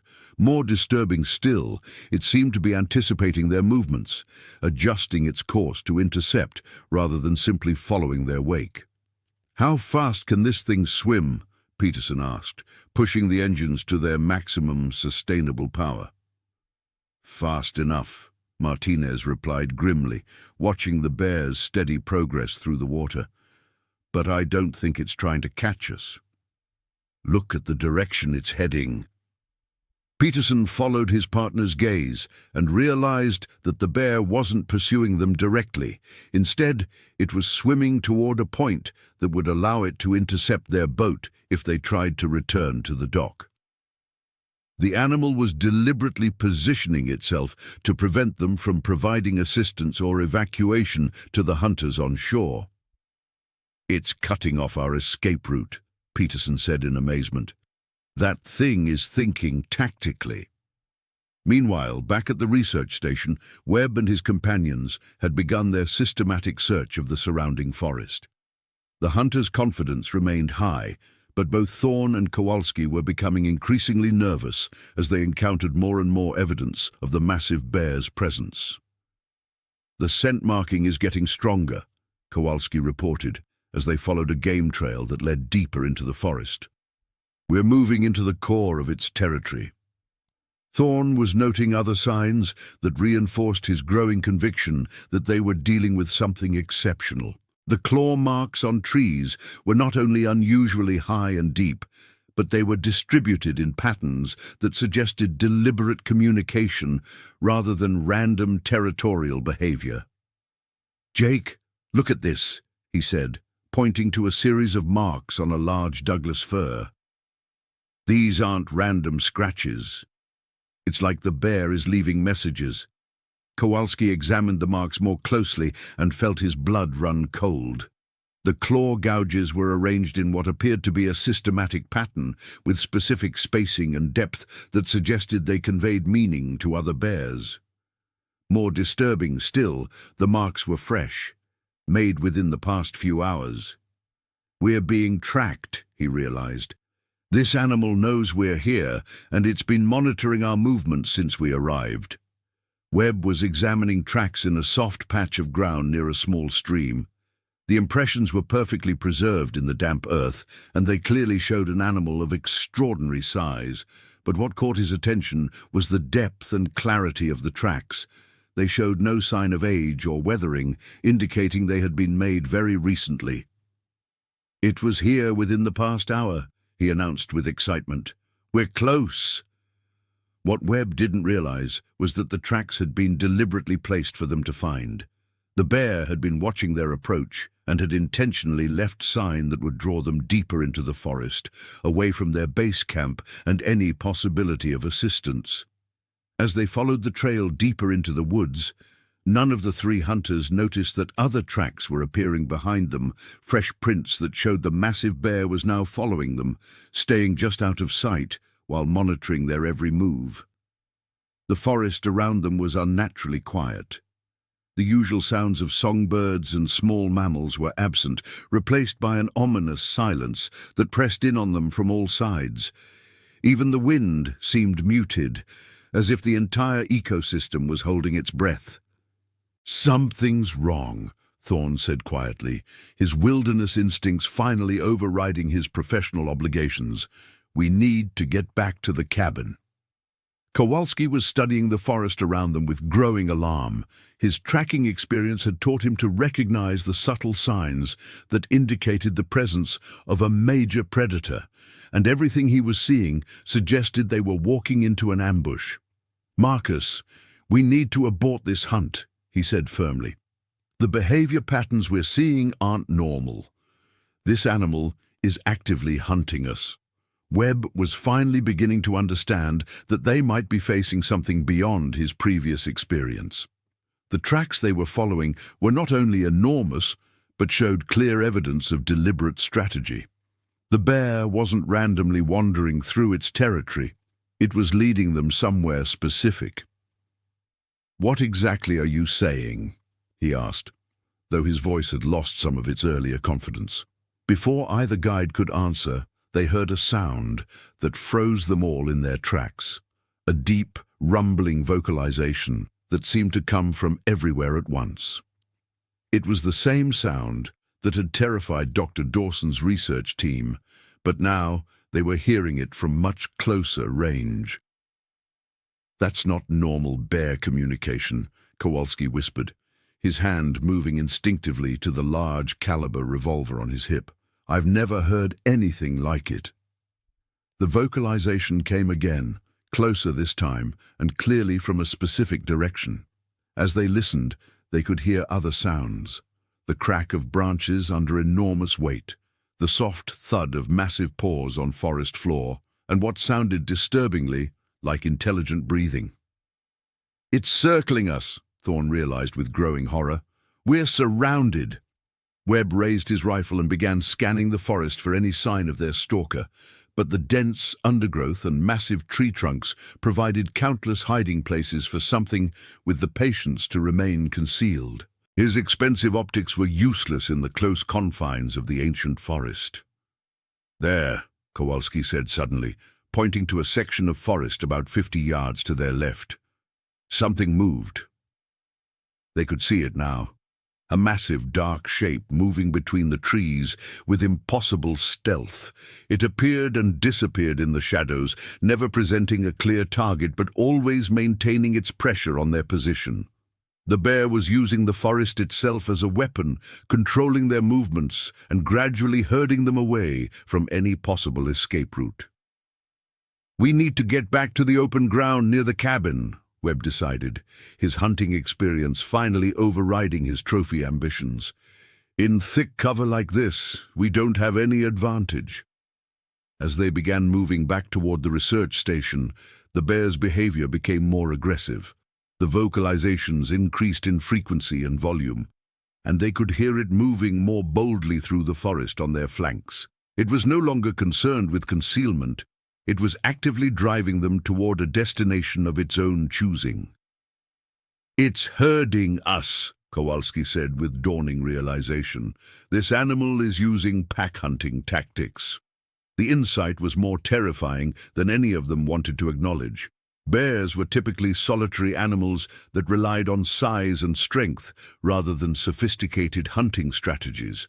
What they were experiencing suggested an intelligence that operated on an entirely different level.